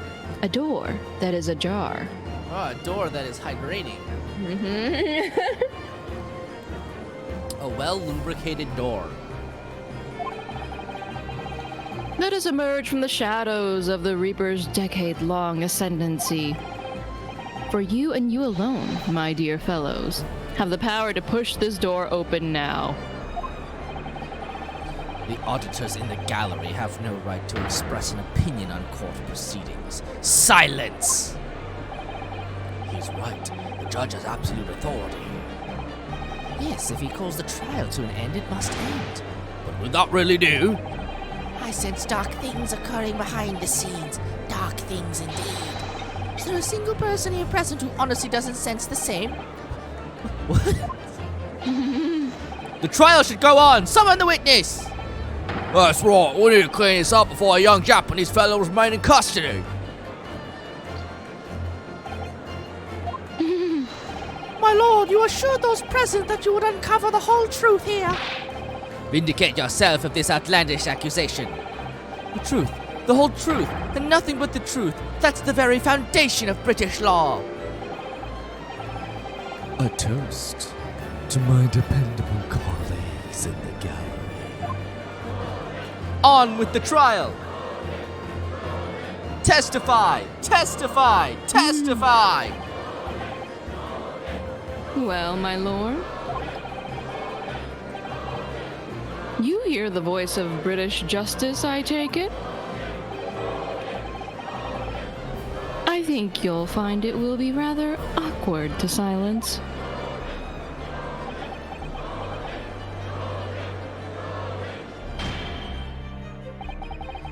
The court will recess briefly. I have no intention of shrinking from these allegations.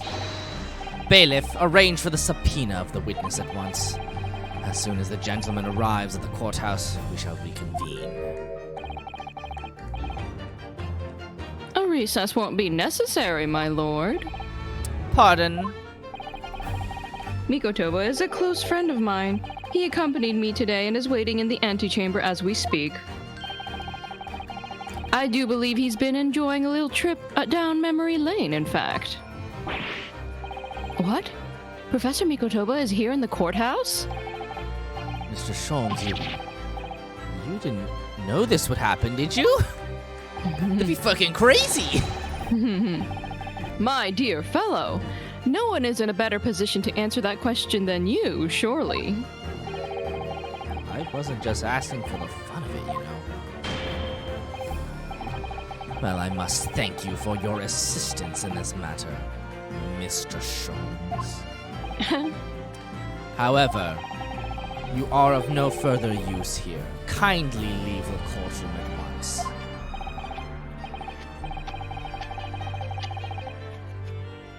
But of course. In truth, I find myself rather busy now as a result of these developments. Mr. Naruhodo. Yes? I trust you have Iris's little lucky charm with you? Absolutely. It's still in my pocket. She sends her regards, and a reminder. If you find yourself at a dead end, the ears are at your disposal. Just one tug, if you please. Oh, of course. In that case, the trial will continue without delay. Bailiff, show the witness to the stand.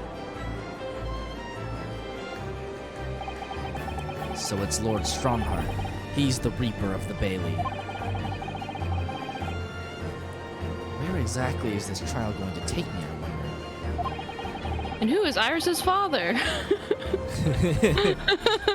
Just how deep am I about to be plunged into the blackness of the abyss? Yeah, it's a cell phone. Well, I'm ready. It's like a cell phone that assaults your ears if you get a exactly. call. I'm ready to head into the heart of this maelstrom, lol. Wow. And confront whatever horrors it tries to drown me under.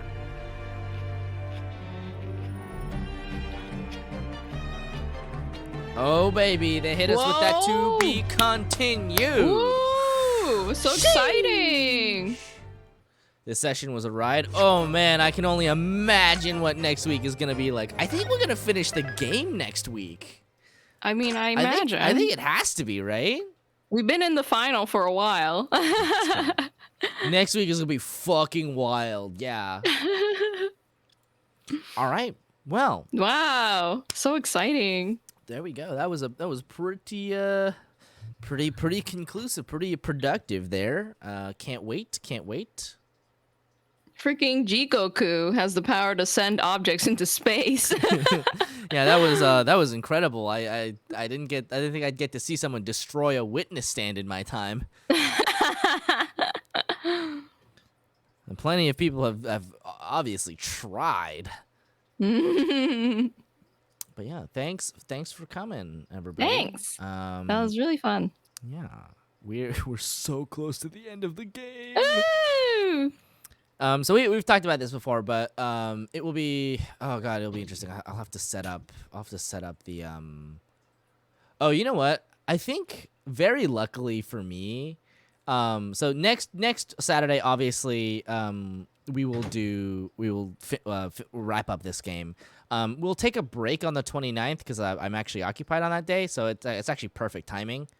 And then we'll start up the next game, which will be, I think that the order that we're going to go in is we're going to do the spin-off games after this. So we're like, technically this is a spin-off game, but we'll do what's it called? We'll do the Professor Layton crossover next, which will be interesting. We'll do the Ace Attorney Investigations games after that, 1 and 2. I've played 1 and I have not played 2. And then we'll move on to Apollo Justice. And things kind of get wet and wild from there. But yeah. So we will be streaming tomorrow, probably at the normal time if Dan is alive. And it seems like he is going to be. We're capping off our tier list streams with a little blood hunter ranking, which is fun because that class it's not technically an official class. Yeah, we're not gonna run an evasive tournament. We could really realistically do this. We're realistically going to be doing this for the next like couple years.